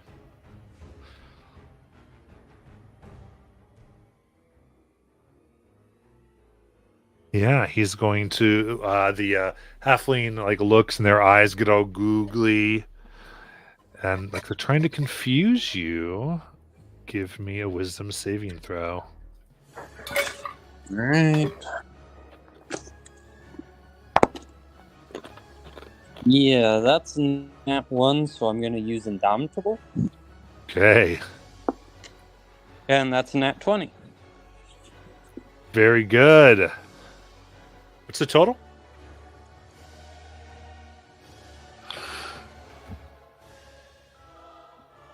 What's the total for the wisdom save for that? With the cloak, 21. 21? It's going to be a fail. Oh, wow. DC 23. You're under the effects of the confusion spell. All right.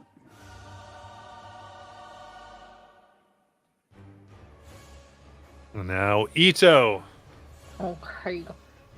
I'm going to thwack the demo halfling.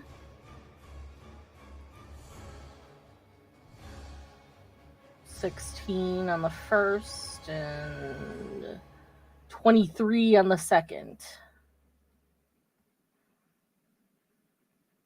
23 will hit. 16 does not.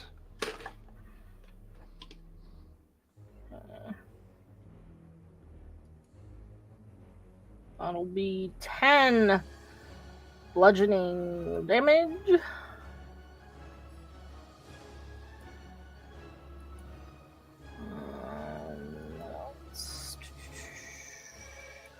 Doo, doo, doo.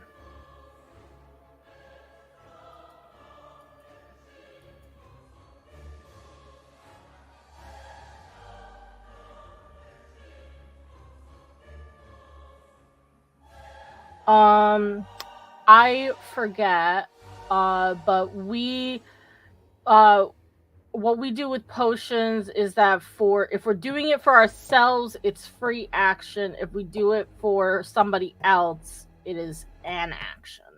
Bonus Right. action if it's for yourself. Bonus action for myself. Okay.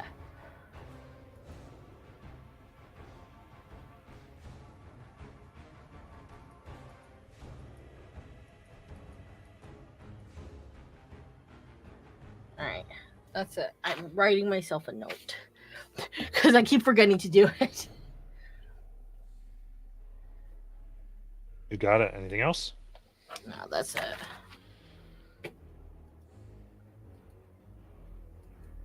Okay, then. Frost Scythe is going to take off into the air about 120 feet. Getting a proc from a polar bear. Okay. That is a dirty 20. Okay, that'll miss. Goes too fast. And now 120 feet up, looks down and rotates. And lets out a blast of its breath weapon. Pure cold radiates out. So I need dexterity saving throws from everybody. Were they just targeting the whole area? Yeah, they've got a 300-foot cone. Oh. Oh, God. I was just checking because I know I'm still invisible. They can see And- you. Okay. You said dex, right, and not con? Yes, dex. Okay.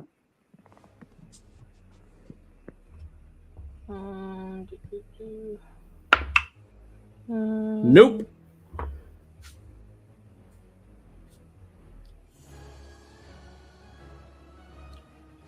I succeed, so. Yeah, that's going to be a fail with a 5. I'm using evasion. We got a 13. Yeah, I'm using evasion. I'm Yeah, taking yeah. half damage. Yeah, evasion always happens. But yeah, that is 88 code for the fails. And the DC was 26. So evasion will get it to 44.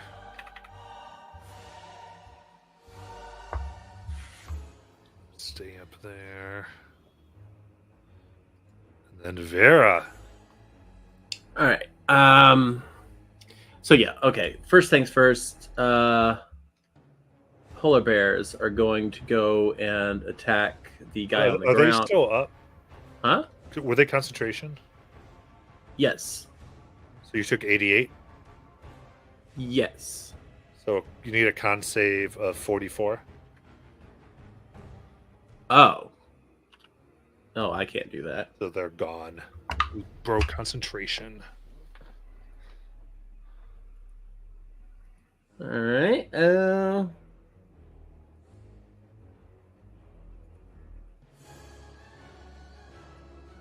Okay.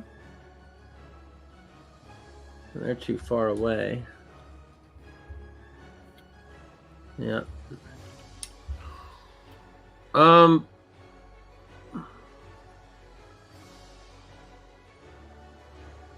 does the demo halfling look?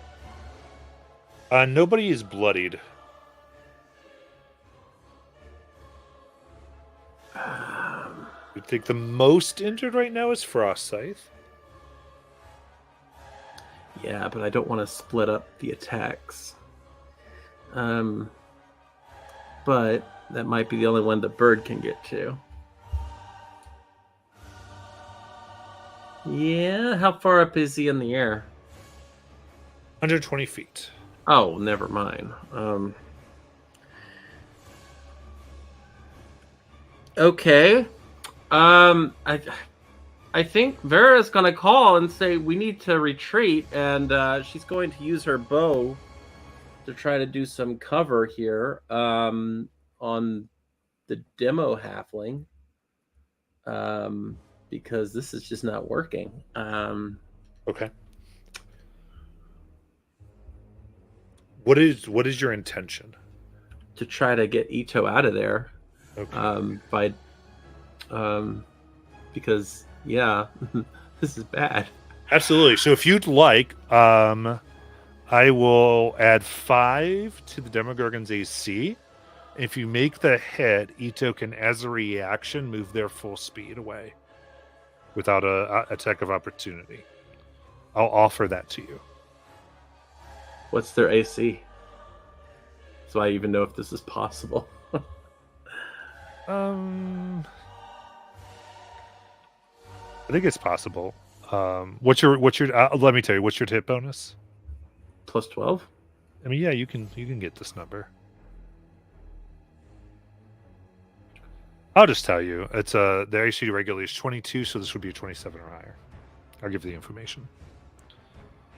Usually they don't tell me, it's fine. Okay. But so you could just do damage, or you could have a chance to get the effect you want. Okay. I'm giving you the chance to give the effect you want. That's what I'm trying to do. All right. So I will go ahead and shoot. Why not? Got it.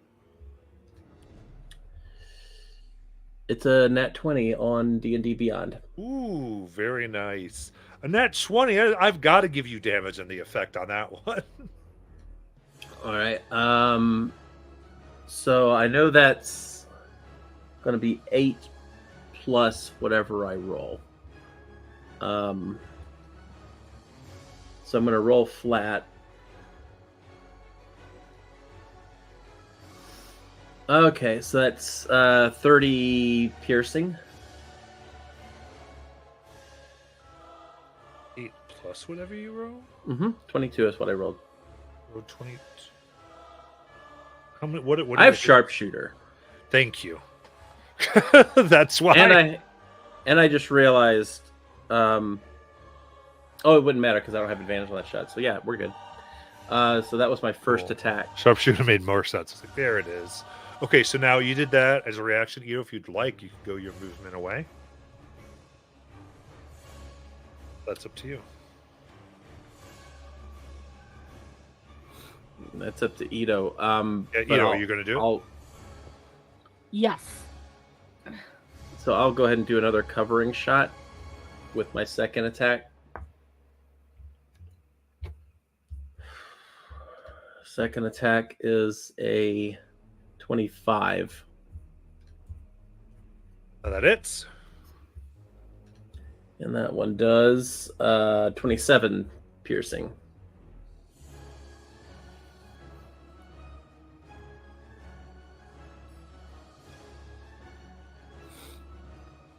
And I'm going to start retreating back.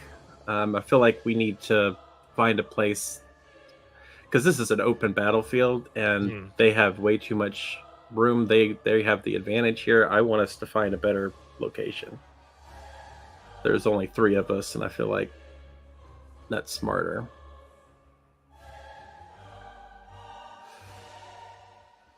So you got your movement. Oh, my movement's 35. Let me see, where am I? Yeah. And the bird's move at 60, so he easily catches up. Good. An ace. Ace is going to continue his assault on Frostlight.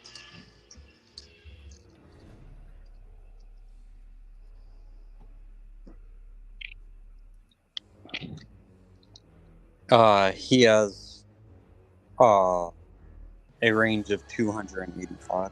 Yeah, I figured. Alright, so the lowest is a 25, so all hit.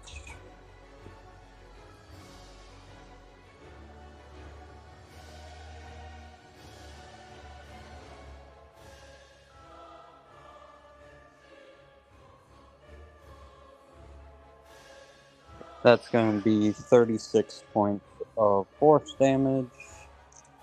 And then he's going to bonus action attack again. Or Eldritch Blast again. There's a nat 20 in there.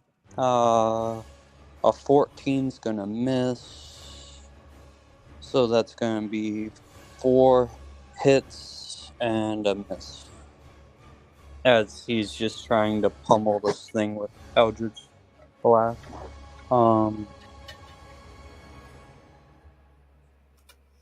And then, by the way, if pushing back, would I be able to try and push him into that corner a little more, or no? Yeah, could do that. Alright.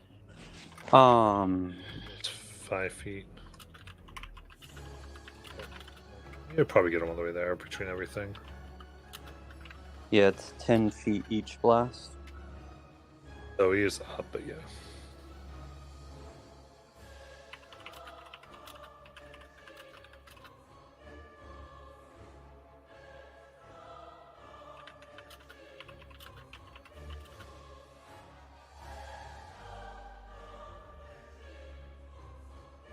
That's going to be 54 points of force damage.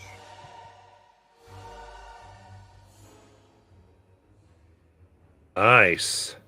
He's bloodied. And then he would like to go behind that big rock. Is your speed 20? 30. Okay. So that's 20 on the New Beyond. Oh, no, it is 20. Because I don't meet the strength requirement for the armor. Okay, so you can't quite make it. Yep. Nope, that is right. I forgot. I'm not playing a dwarf like I normally do when I wear heavy armor. Yes. Thank you. Good catch. And then end the turn.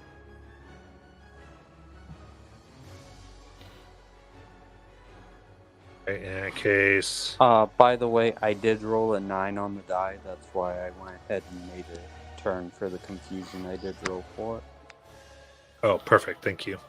All right, we'll do legendary action again from Frost Scythe. Gonna get the Beast Companion, Vera and Ito with their spears. It's arcane lasers. For a total of 16 force damage. Each one.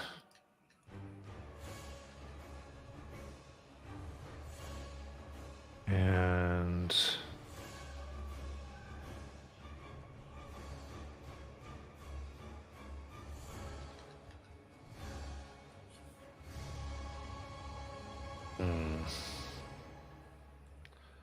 oh, they're sad. The halfling cannot do anything, I think.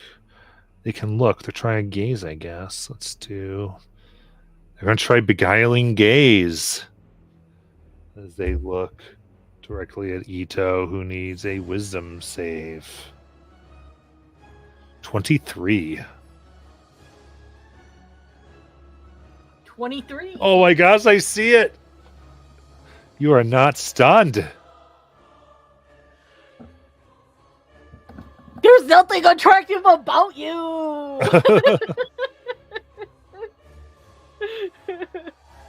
Or fearsome, I guess. Because I'm getting stunned. Yeah.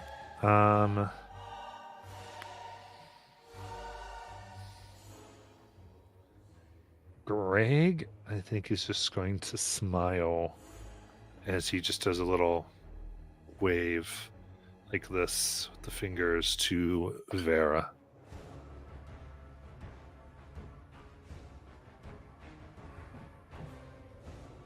Then we've got the demo halfling has a nice speed here.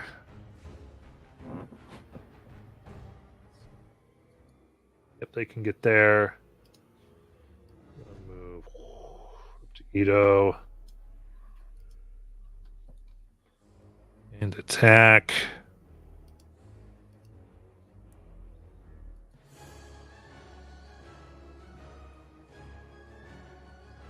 $32 to hit. And a 31 to hit. For 29 force.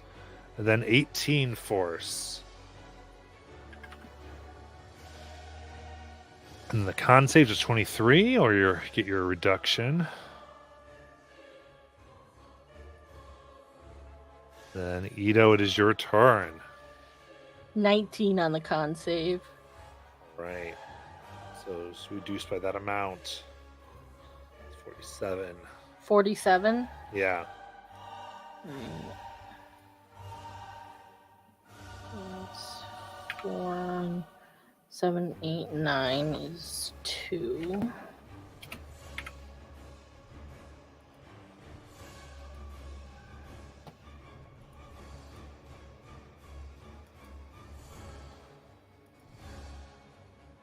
Okie dokie. I'm gonna bonus action disengage. Nice. And I don't think I can get all the way across. Yeah.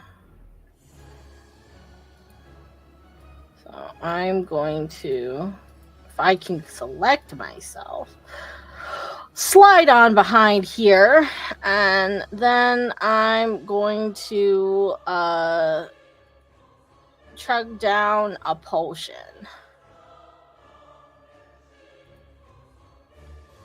One of my healing potions. Right, remember max. So that's 40. Nice.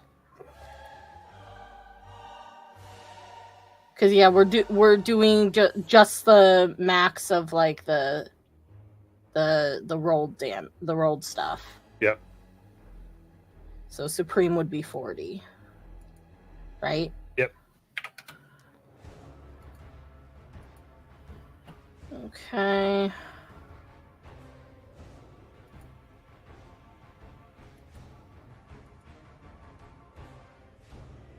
And then what else do I have in here? But you know what? I'm gonna use it. I'm gonna second wind myself. Should I do the rolling, or are we going to apply that as like healing, the same thing we're doing with the healing stuff as well? I'd say roll for a second wind, I guess. Okay. Yeah. That's 10.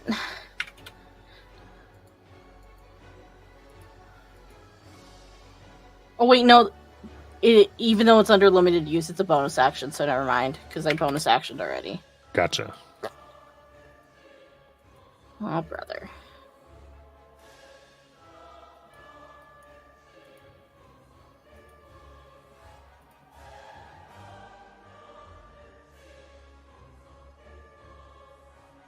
All right. Anything else?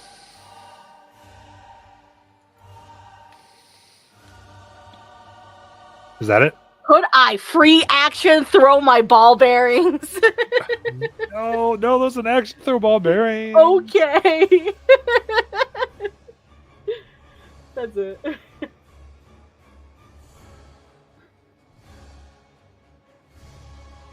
Got the dragon.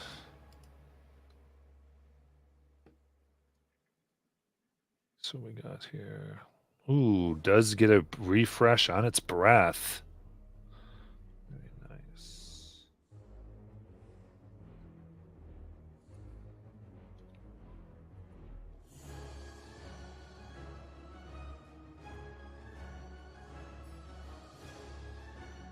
Takes that angle. You can get everybody. As it will blow once more.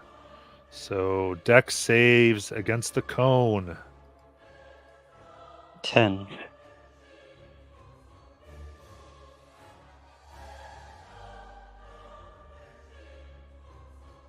$21. Evasion, but 13. Okay, then that's 66 cold.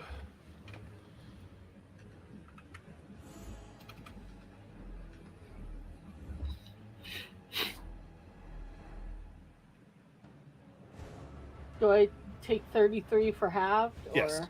Yep.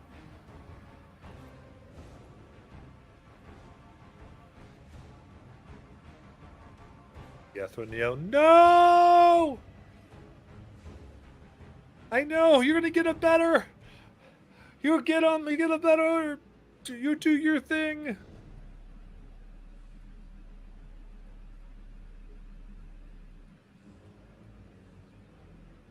Air and Vera. All right. Can the bird get to the dragon? It's 120 feet up. All right. So what I'll do is, with the bird on my shoulder, I will walk. Well, hold on. I can't. Let's see. Right about here. Yeah. Right about here. And then the bird can go. Yeah, we can do that. Okay. So what I will do.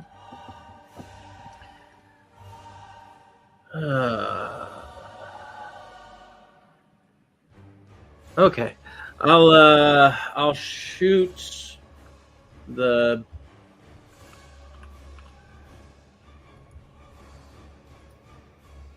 I want to focus fire, so I'm going to shoot the demo halfling. And that will be something.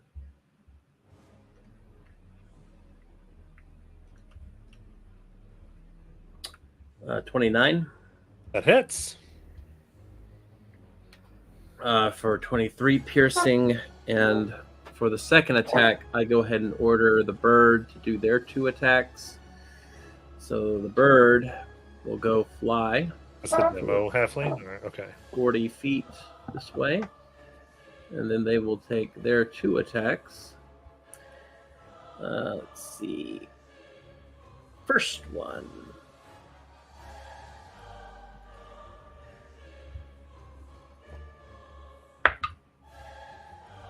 Is a miss. Second one is an 18 for a miss. So then they will fly back 20 feet this way. And my bonus action is going to be to drink a health potion, and that's my turn.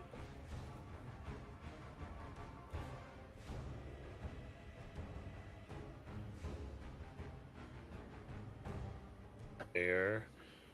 So we already decided not to do full runaway. Like, I've already used my movement. Right. I was just curious why. Well, I'm trying to get Ito out of there, and they've I got see, two people gotcha. closing in on him. And if I leave them there, they're going to get hit twice. Gotcha. Very nice. Ace. Alright. Ace is going to first shoot at the Demigorgon 5 times with Eldritch Blast, pushing back 10 feet each time.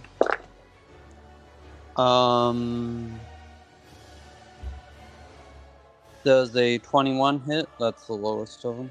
21 will miss. It just gets absorbed by the skin of the halfling. Alright, 23. That hits. Alright, so 4 hits.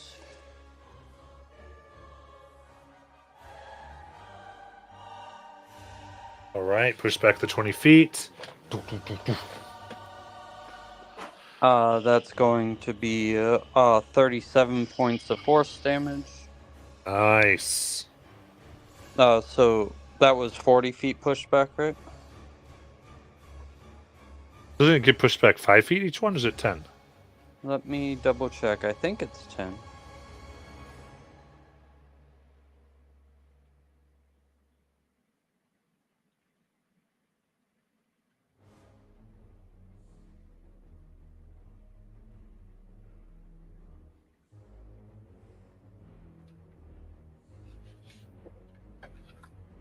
It's 10 feet in a straight line for me each time. All right. So we're back here. And then going to attempt to fire at Frost Scythe as his bonus action.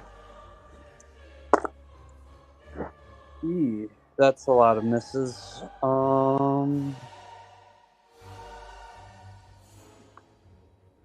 Yeah, I think the only two that's gonna hit is a 22 and a 25. Yes, both hit. Okay. The other 3 were all low. Good damage though. 24 points of force damage and push back. Very good. And then he's going to keep moving 20 feet to try and round that corner. He's like, I gotta get out of here. Well, he's also just kind of looking for cover too, a little bit, so he can pop out, pop back in type thing. Yeah, get a little around there. Yep. I'm trying now. All right, then. In case can't see them, so it's going to be Companion Vera and Ito. You'll get the Frost Spears from Frost Scythe. That is, just 9 force damage.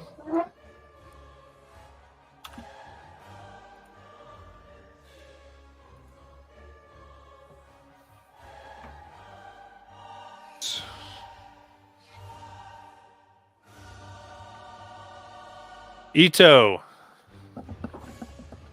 Okie dokie. I'm going to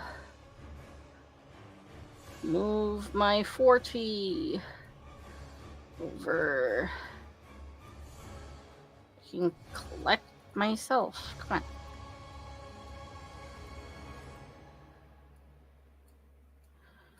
on. That's not letting me pick myself up.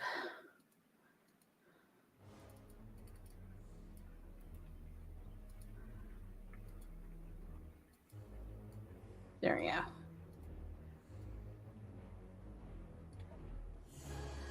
For here. Then I am going to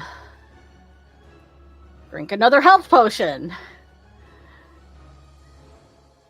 I made sure to buy a lot of these. That goes 4.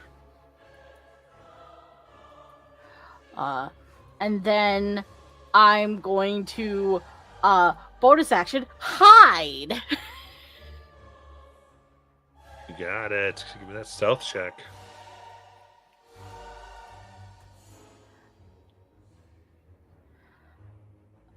Uh,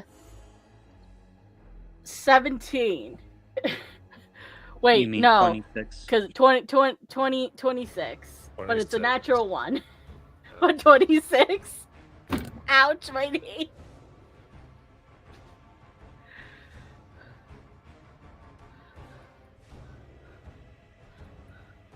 Got Frost Scythe. See what happens with that breath. Does not recharge.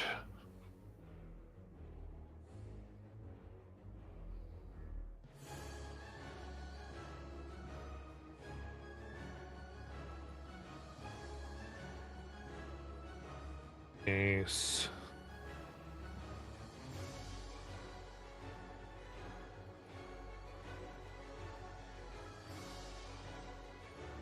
Kira.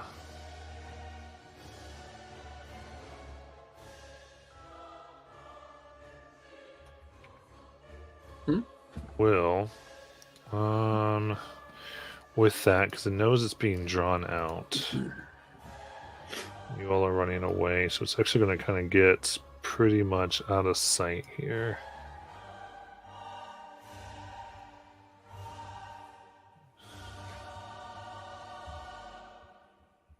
Okay. Then Veer's your turn. Right. First thing, I'm just gonna shoot twice toward the demo halfling.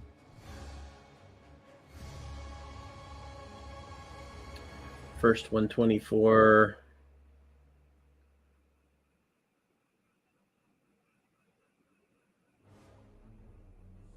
That hits. 24 damage, and the second one only a 15. So after that, I'm going to order the bird to dash away. So that's 120 feet. They make it all the way back. I am then going to use my 30 feet of movement here, and that'll be my turn.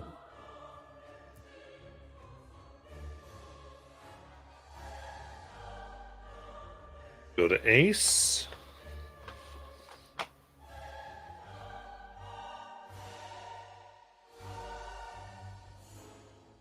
Did the Demogorgon move?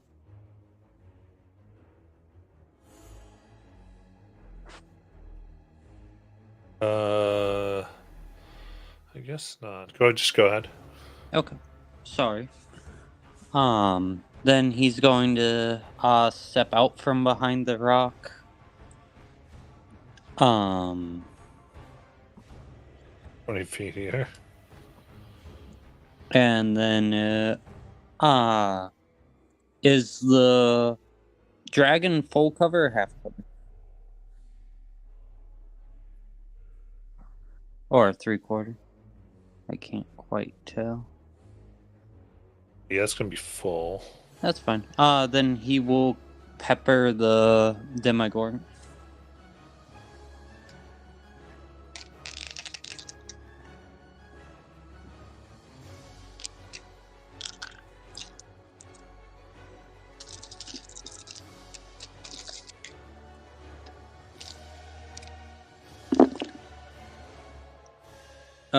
Ooh, those are good.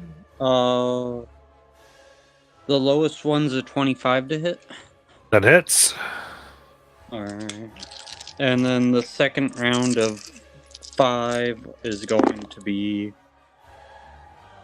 I'm guessing 15 misses. Does a 22 hit? 22 hits, yes. Alright, so that's going to be 9 hits with 1 nat 20. Jeez. Nice. You gotta remember, I'm rolling a lot of dice though for these.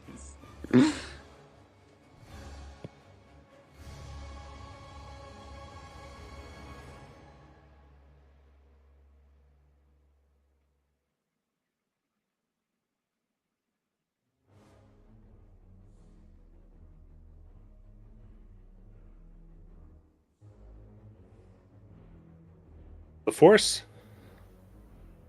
All right. That's going to be 92 points of force damage, Nice. and it's pushed into the wall.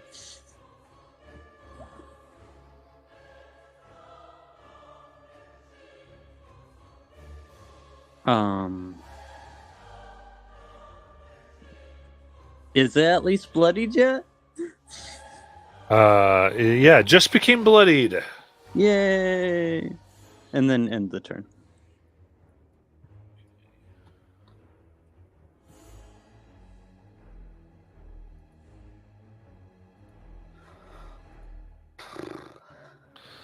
So we got here.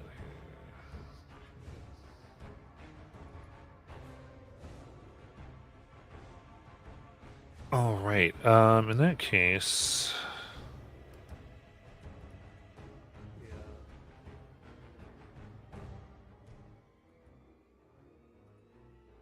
they're gonna move up further. Totally gain cover. Last one moves and essentially gets cover, hangs on the wall, and just gets out of sight here. And then Greg kind of gets. He's gonna find a place to hide back here to just cover himself, to not get picked off.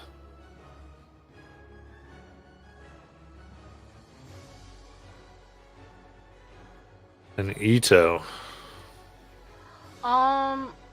What?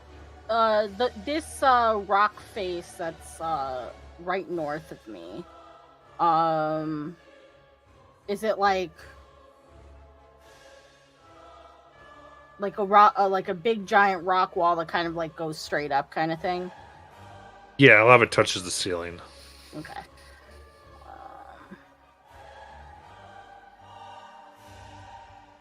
I'm going to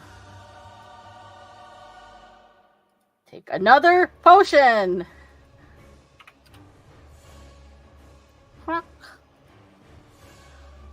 And then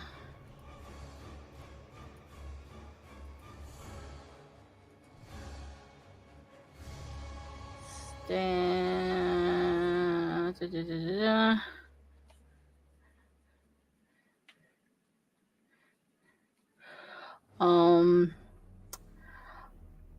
I am going to attempt to stay hidden. And yeah.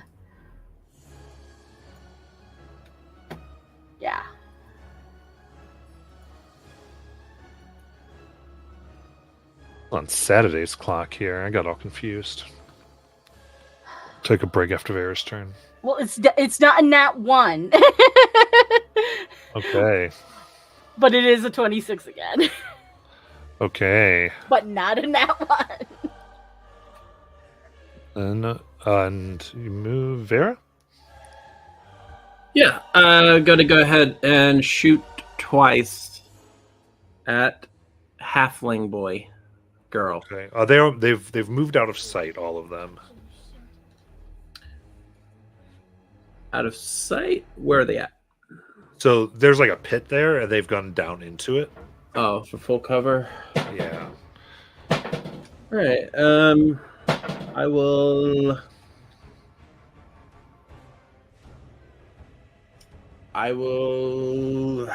just start leaving. Okay. Very good. Then we're gonna go ahead and take a break.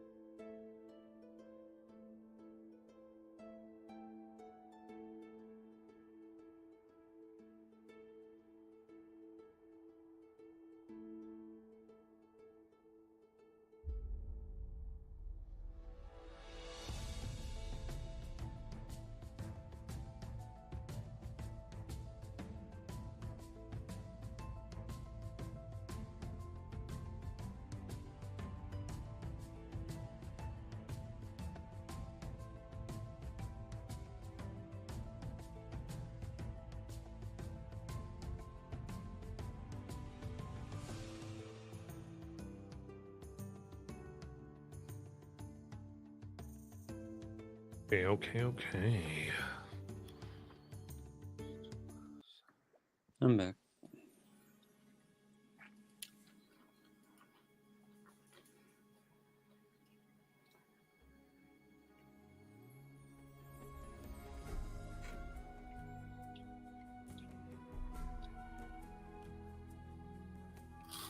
Okay, for the moment, it seems like the forces from within with us and do not pursue.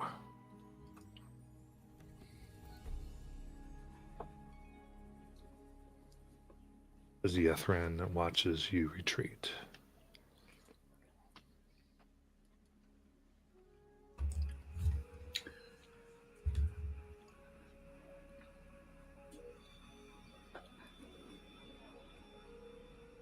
There's got to be a better way to take them on.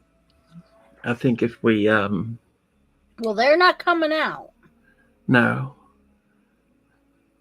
I do think we need to focus on one at a time, though. I think if we hit one with everything and take it out, then we move to the next one. We take it out. But we need to lure it to us, because running across that battlefield is just going to get us killed. They've got these crazy long reach spears and magic. I mean, it sounds like they're not gonna split up, and I don't think they're going to. I mean, I think our best approach is actually keeping it away from us if we've got distance. Because I mean, that thing attacking Ito, I mean, each hit seemed to wipe out strength. So if it can't even touch them, they can't wipe them out. I mean, they might have like cool effects, but I don't think they're quite as strong if they can't get their hands on us. I got an idea, though, for Ito. What if Ito takes Mike? Mike can help. He can assist on your swings and give you a better advantage. Yeah. I will say that, well, ever since I picked up this new armor, it hasn't really been that, I haven't been that sneaky. It's just I've seen you hit things before, and you can sometimes knock them real bad, and Oh, yeah. I just feel like if you take Mike with you, that might be one of our best options.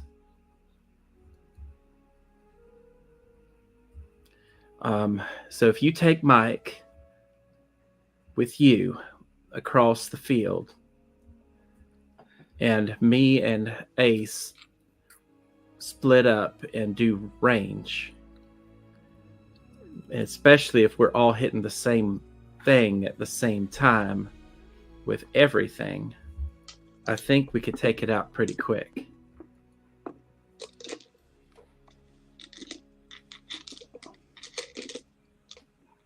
I was trying.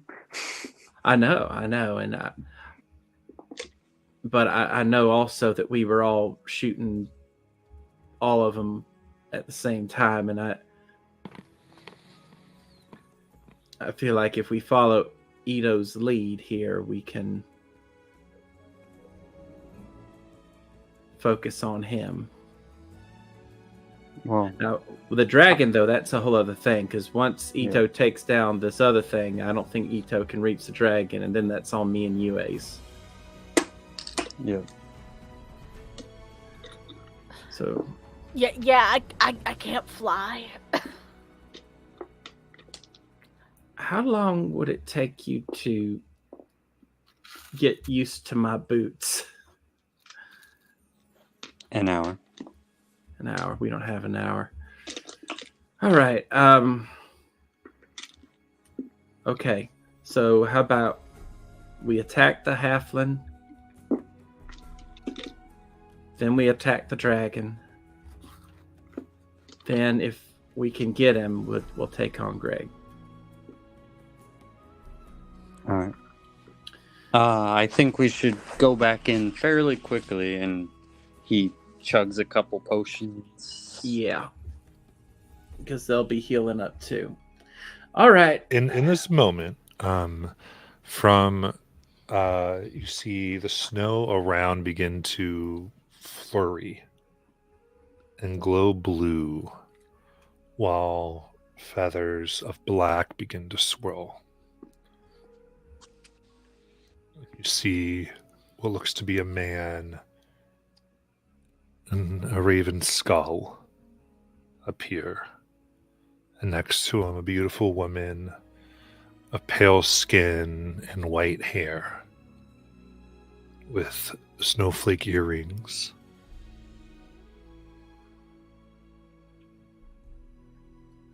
As she speaks, I thought you almost had it. I just wanted to know if there's anything we could do. Who are you? I'm Zephyra. Sorry, I'm sort of the thing that exists because of Christmas wishes. Sorry, Winterscrest wishes.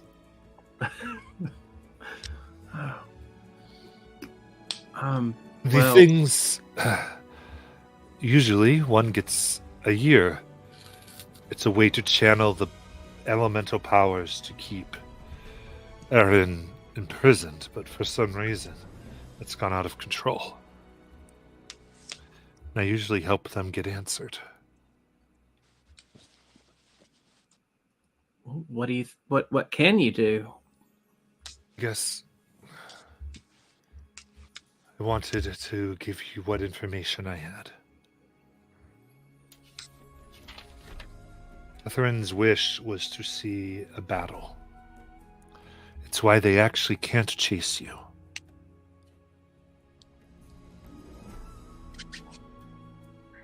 Oh, well. Also, how they've manipulated it. They figured it out and kidnapped him in a space where he is watching all three of them being able to battle the three of you. Yeah, that's why we're going back in. Just wanted to tell you the rules.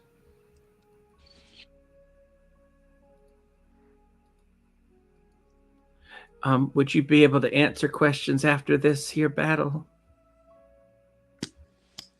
Of course. We can stay as much as we can. Speaks. Indeed. Here to help where we can. And are these people we're fighting the real deal, or are they just imaginary?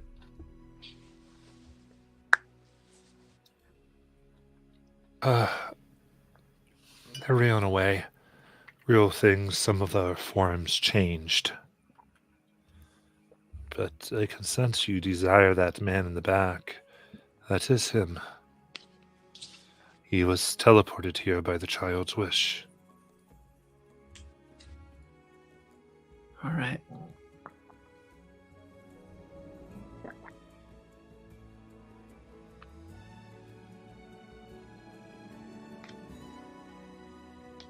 Remember, the wish can only be fulfilled and progressed while the child can see.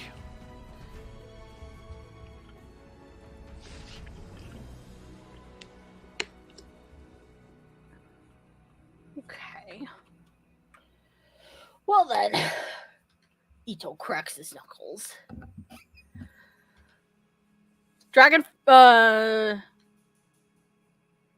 two-headed halfling first. Dragon, wizard.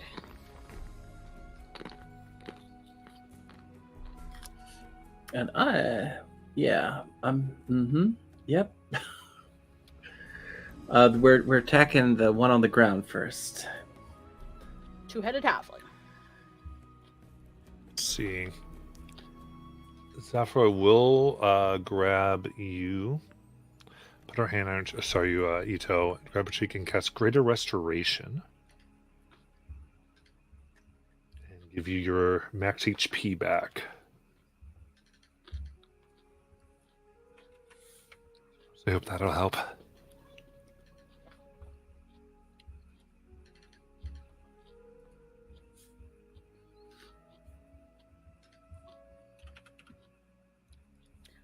Thank you kindly, ma'am. All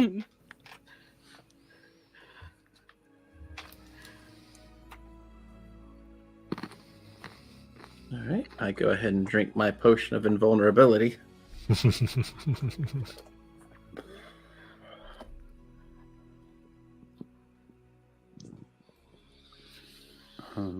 I drink the healing potions, and I also drink a potion of cold resistance. I'm not going to forget this time. I'm drinking my potion of growth, which lasts for 2 hours. I am now an extra big kitty. I have one of those too. I will take that. Thank you, Molly.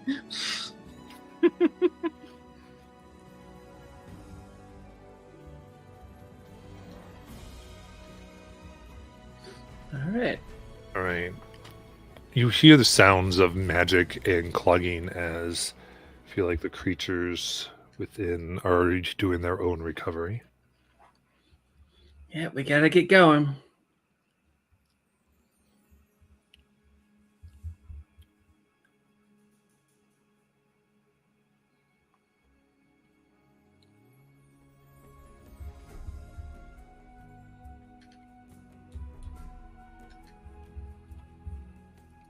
Alright. I am going to try to sneak back in.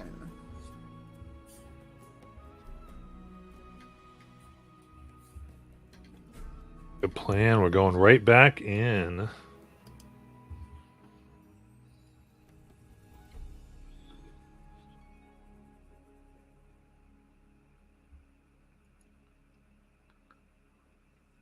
And I believe we're going to try and sneak in, right?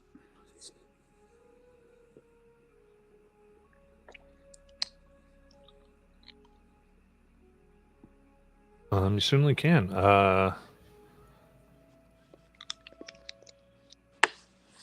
So you want to make your stealth checks.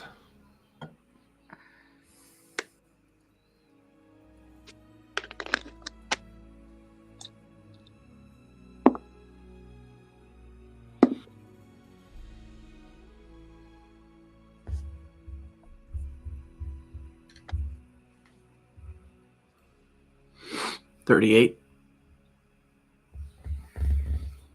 26. Okay. So where do you all go? I'll probably stay closer to the north, so I can take shots. But I keep Mike on Ito, kind of perched on his shoulder, ready to hop off and aid on attack. Mike and I are heading towards our last known idea of where the demo halfling was, which was towards the south. And Ace is staying. Yep. Okay. Yeah, I'm not going too far in. Yeah. I'm not sure where you're trying to go. I'm still, I'd be, well, let me see how far this is, because I can't even tell. Oh, yeah, I can still shoot things from here. Yeah. So I'd be still about here-ish, so I can hide if need be.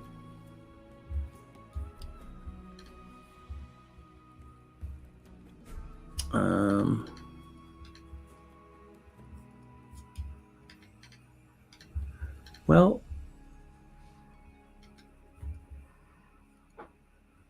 yeah.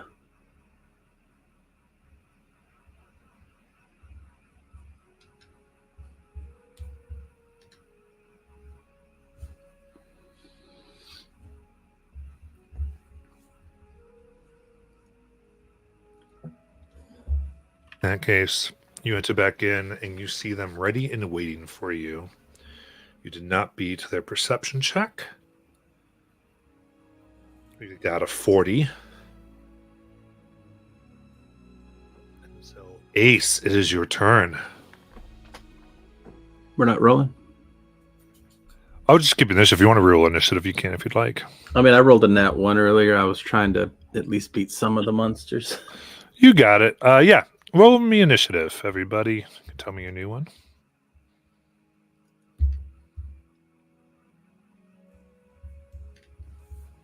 $11. 24. I believe my boots give a straight. Oh no, I have to roll for a D8. 13 plus 8 is 21. 21. Nice. Got a little bit better. Let me roll 2. Also, can I use my threatening demeanor since we're not surprising them? Yeah. Okay. I'm going to try to strike fear into the heart of the demo halfling. They have to make a wisdom saving throw. Yeah, I mean, I say that. However, they're all immune to frightened. Oh, okay. Sorry. I'm intimidating. You got 2 heads to growl. I can growl too. Okay.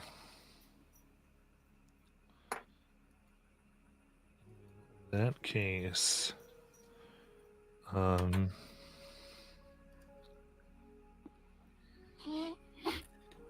yeah, go ahead. All right. She will go ahead and begin launching 2 arrows at the halfling. Okay, they've got 3/4 cover. Or I think sharpshooter, I ignore can that. Ignore that. Yeah.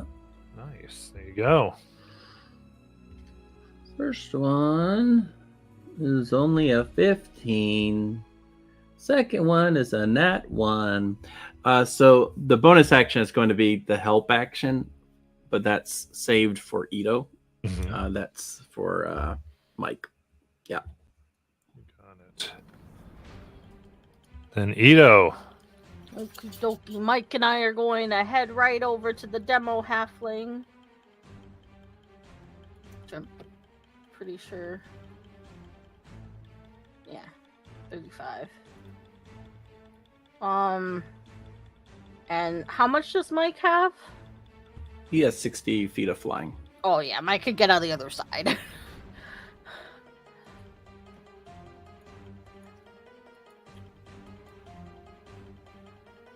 Got it. And as Mike flies around, distracting its heads, I'm going to unleash my attacks! Pew pew!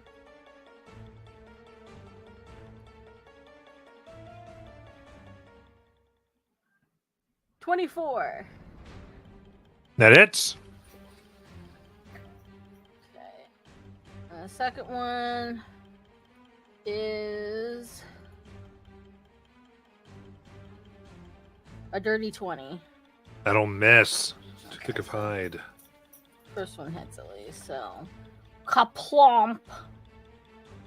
10 necrotic damage. Okay, Do very you get good. Attack? Yeah, you get sneak because you got help. I know, but it's not for necrotic though. That's the thing. Right. And 32 for the sneak attack. Very nice. And then I'm an action surge.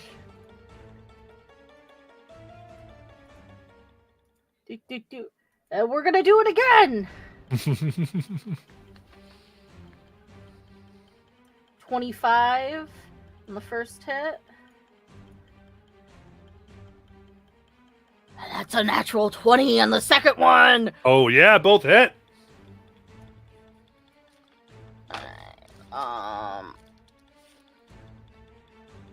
So,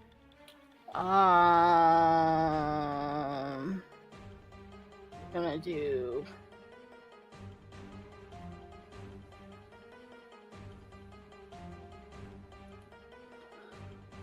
First one is 10 necrotic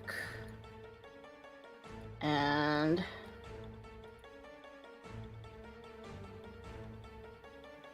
25. Wait, the sneak attack only applies once. Correct. Once per turn. Once per turn. Correct, because you don't get another turn, you get another action. Right? Right? That's what it says, right? Correct. Yeah. Or once per cycle of the action phase. Once per No, turn. it's once per turn. So Once you per can turn. still use it as a hasted action and still Yeah. get another if you need it. No, hasted action doesn't do another sneak. All right, It's so only, change if dis- you, it's only if you hold. Right, that's Yeah. what I meant. so disregard that 25. Then crit damage. 4, that's 8 plus 8 is 16 plus 7 because it's my vicious weapon is an extra 7. So 16 plus 7 is 23.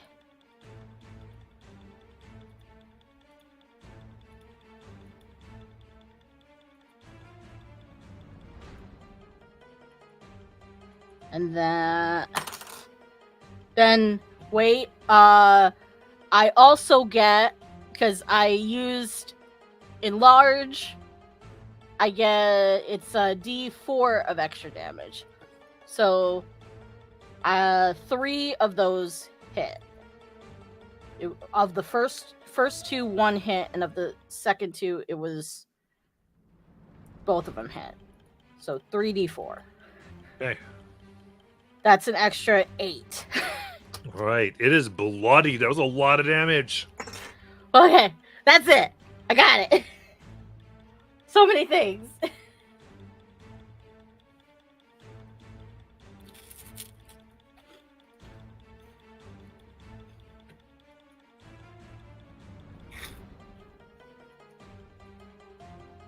All right. In that case, Frost Scythe.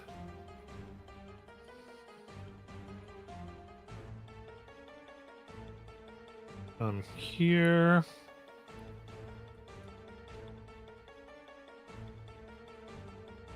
That way it's going to get the 3 of you in its breath. So I need dexterity saving throws. Natural 1. 22? Fails. 20. Well, at least I get half because of evasion. Yeah, I Does get that? half because invulnerable. Yeah. That's 88 And cold cold raw. 44.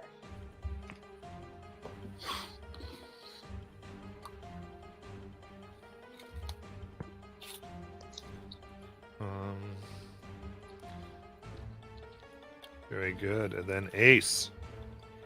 Alright. He's going to start peppering this Demigorgon. Or Demi-Halfling. Alright.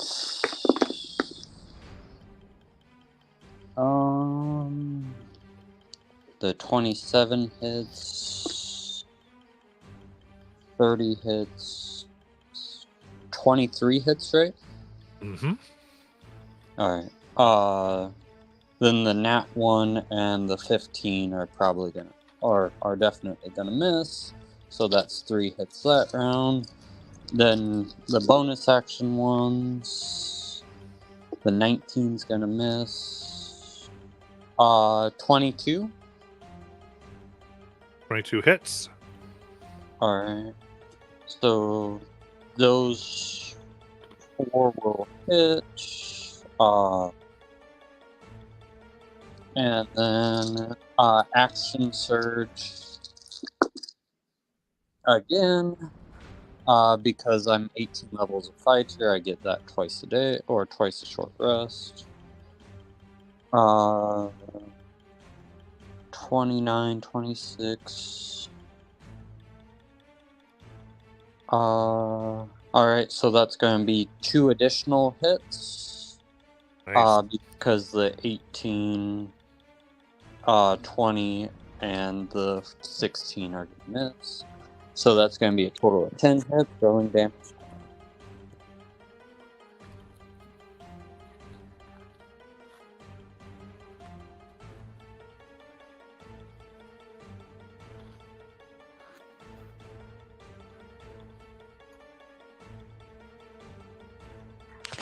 A 101 force damage. Nice. I'm sorry, Matt. You shouldn't give me free wearing for a level 20 character. I love it. Okay. And because of the whole conversation, he is not going to push them back. Okay. Very good. It's going to use its legendary action and stare here at Ito. I need a wisdom save.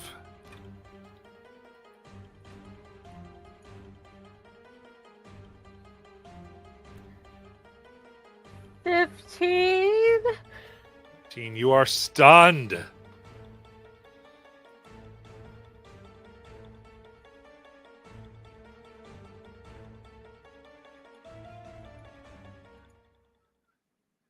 Now, its tentacles will come out. Oh, sorry, it's forks. Here we go. So first fork for a 34. It's only 20 damage. And second fork for 29. For 31. That's 51 force. And the save to not have your stuff reduced. Ugh. And 12.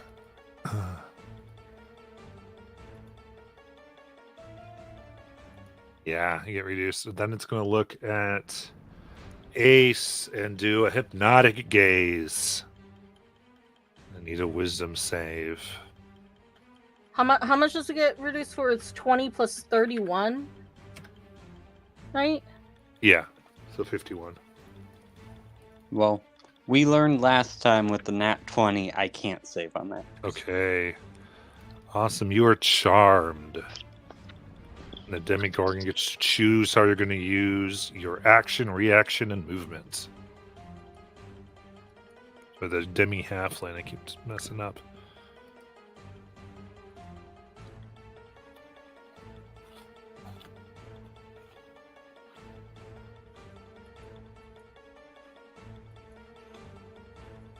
Now we've got Greg.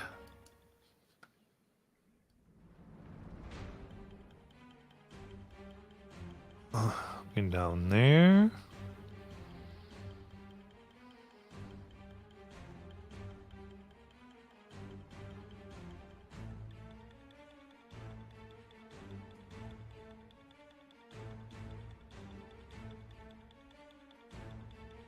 And let's see, you're stunned. But what I'm going to do is they put out their hand and blue flames begin to engulf you, Ito. I need a con save.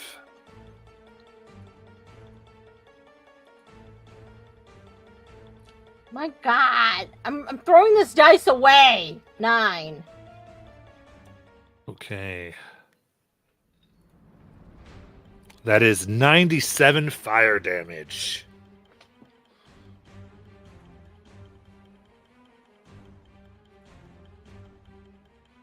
Vera.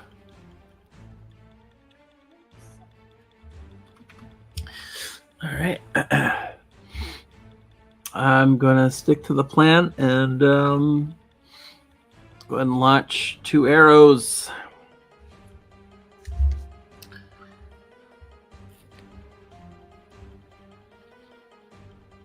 Got it. Let's go. 21. That just sticks in the hide. Can't get through. 25. That hits. 23 piercing. And then... Crap. Yeah. He just keeps the help action is what he does. Okay, and of your turn, the Demi Heflin's going to go ahead and kind of turn, and you see that they have this cast iron Dutch oven that they go to whack Ito with. At advantage because of stun. It's a 23 to hit. Mm-hmm. And that is going to be 27 bludgeoning damage.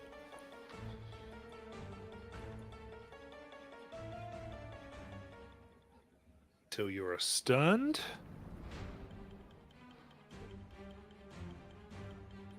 Got Frost Scythe.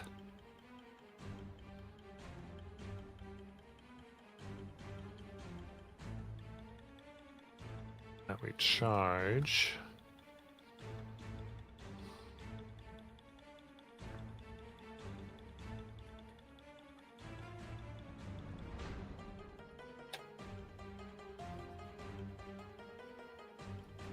They're actually going to come all the way down and try to bite Ito.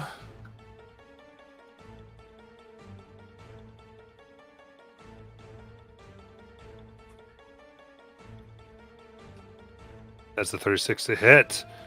So the teeth come in. That is 20 piercing damage. And the teeth seem to generate immense magic that begins to burn away your skin for 13 additional force damage. I'm a very tough kitty. Meow.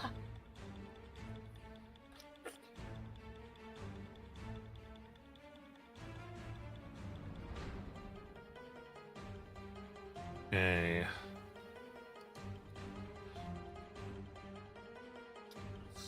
So, okay, yep.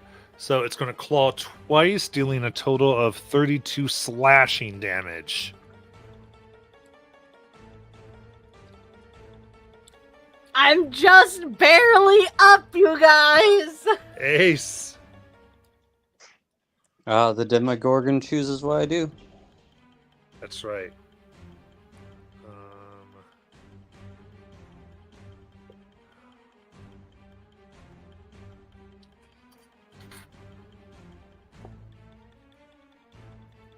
Yeah, I mean, he's going to have you fire at Ito. Alright.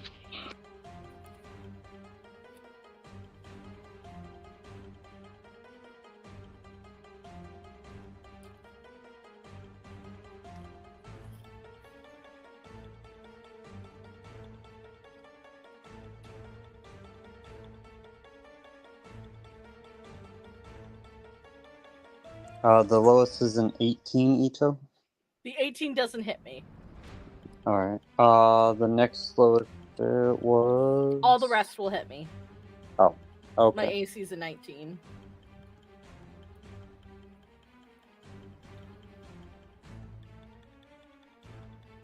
But I am immune to critical hits. So there is that. Also, I only have 2 health, so I'm going down. Yeah. Yeah, That's I'm like, what? 40.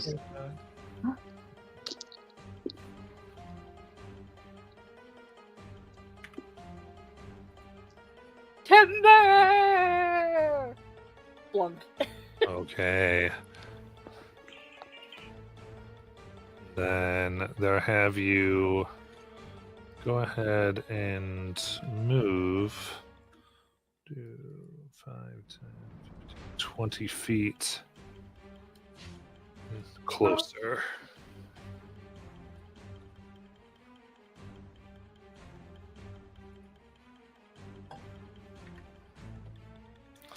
And there, take their movement. Go 5, 10.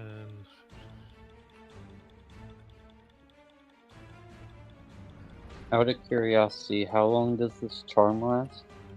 It's over right now. Oh, if they get within 15 feet of me, let me know. Yeah, they're within 10. Okay. My reaction triggers because of polearm mastery, and I get to Eldritch Blast. Nice.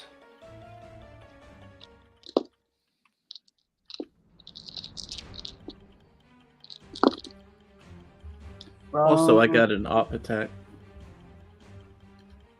Oh, through your bird. Yeah. Okay.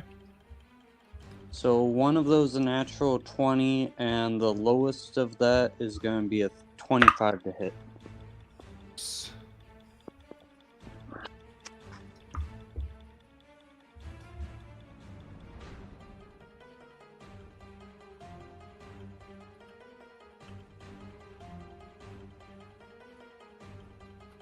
Of course, I rolled the big damage against my friend.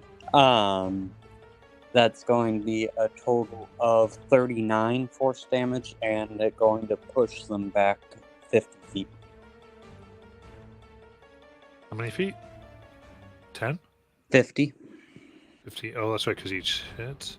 You get 5 every time you fire? Nice. 10 feet. Oh, yeah. Eldritch Blast, I get 5 blasts every time. Eldritch Blast is one of the strongest cantrips in the game ever.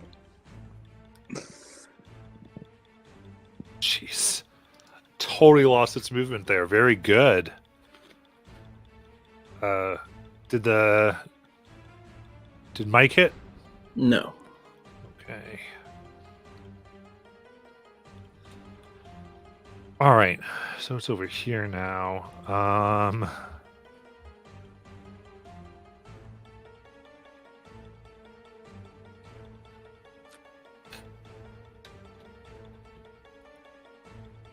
All right, it's going to try to do. I mean, basically it does, right? Because we already determined that saving. It'll stare at you and stun you there, Ace. Okay. And it'll use its other attack to fork Mike for 24 to hit. Yep. All right, that is 26 force damage.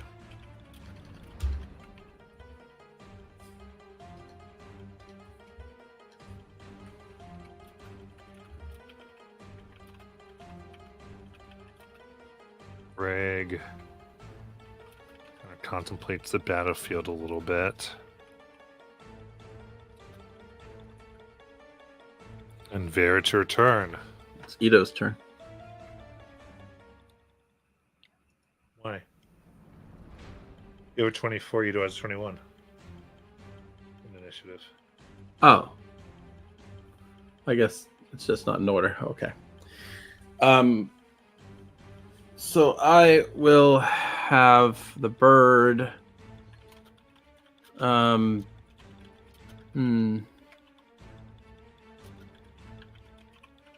I won't. I will go ahead and shoot twice.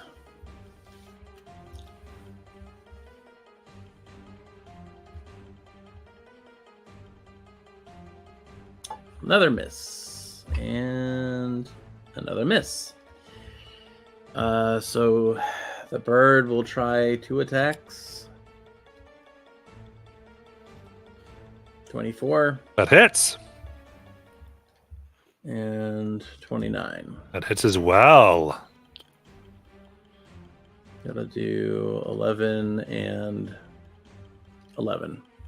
How do you want to kill it? Get excited! You got him. Mike will just fly and rip through the back of his head and just fly out and just give out a Hulk scream. All right, get out. The two halflings combined fall down. The nightmare of the one that wanted to devour Ace is defeated. And then Mike just kind of waves his fingers at the halfling. His feathers. Would I be unstunned now or no?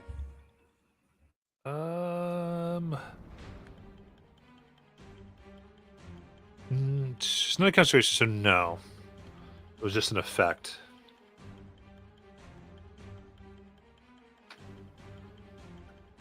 Anything else in Vera?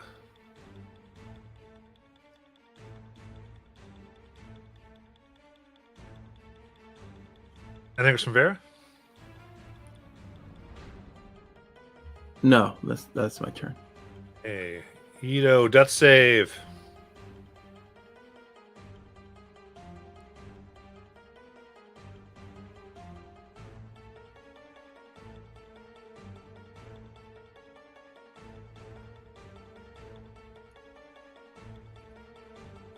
$17. I double checked something. Ace, you are not stunned anymore.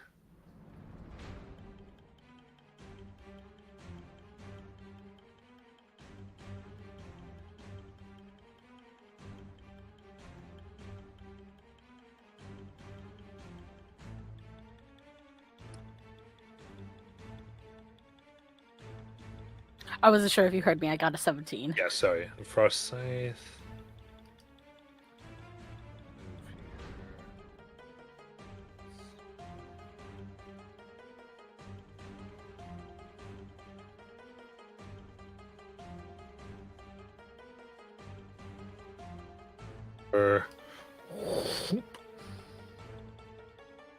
Right there.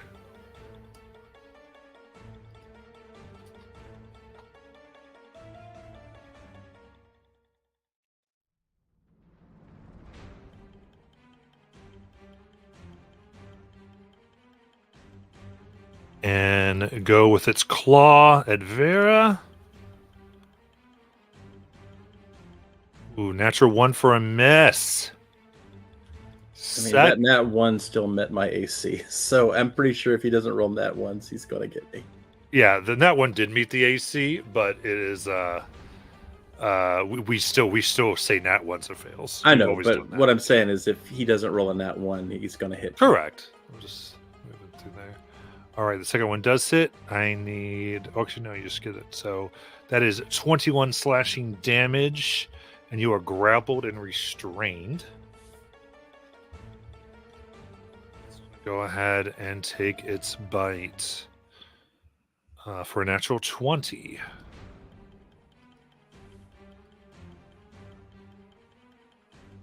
Down hard for 28 piercing damage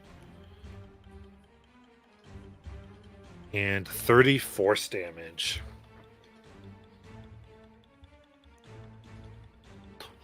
Ace. All right. Ace is going to move 20 feet towards Ito, and then let out 10 blasts. Nice.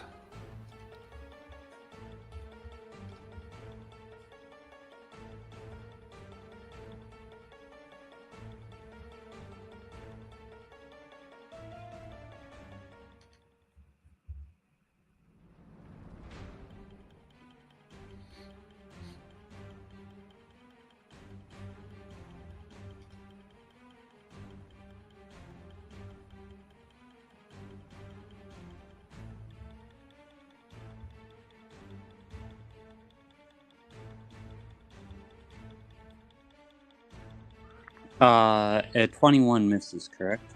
Yes. So that will be 6 hits. Very nice.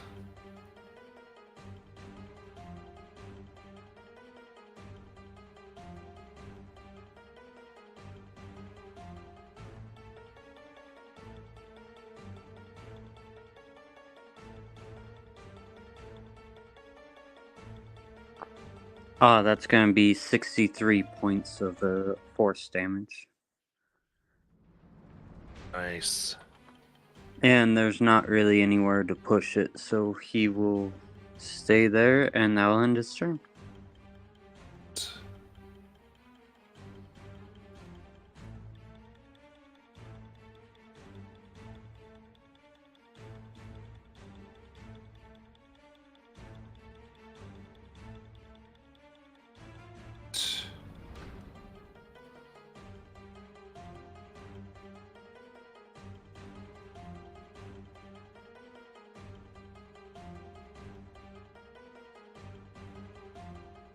Yep, just within range. Put out his hand and summon the fire to come around you. I need a Constitution saving throw. Okay. Fire engulfs. That is 16 plus something. That's going to be a 25. 25. That succeeds. So you're going to take half of 95 for 42.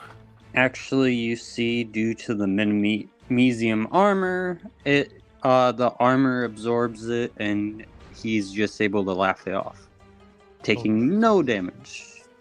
Nice. Does it make you immune to fire, or? Con saves. If you do the con succeed on a save, so it's save. evasion for con. Very nice. So it was not working. Very good. Vera. Can I use a spell that does somatic or no? When you're restrained, yes. Okay. So I will attempt to do Grasping Vine.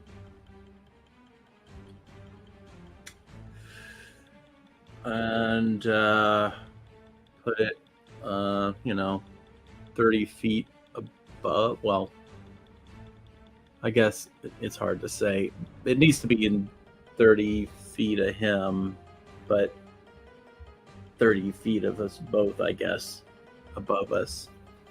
And he'll need to do a dex. Grasping Vine, is that like? Is that trying to restrain him, or is that trying to pull him somewhere? Try to pull him. Okay, it's trying to pull him up. No, it's try to pull him away. Okay, so like behind, Or above. above. Okay. It's on the map.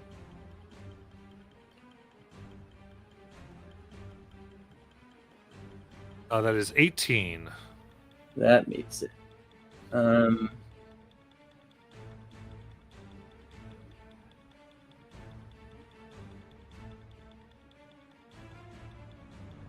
Okay.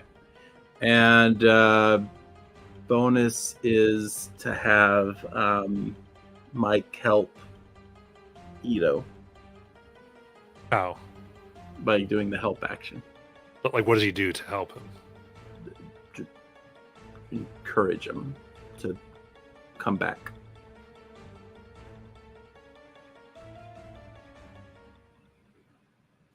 Pecking him, or? I don't know. I don't even know if he can do it. I was trying to help on a saving throw. I know. We're just trying to get the visual of it. That's all. Yeah, he just imagining. kind of flies up and starts Like talking. clawing. Ah! I'll let it happen. Let's Ito's do- just lying there. This bird is like pulling at his shirt, screaming in his face. Give me the death save with advantage.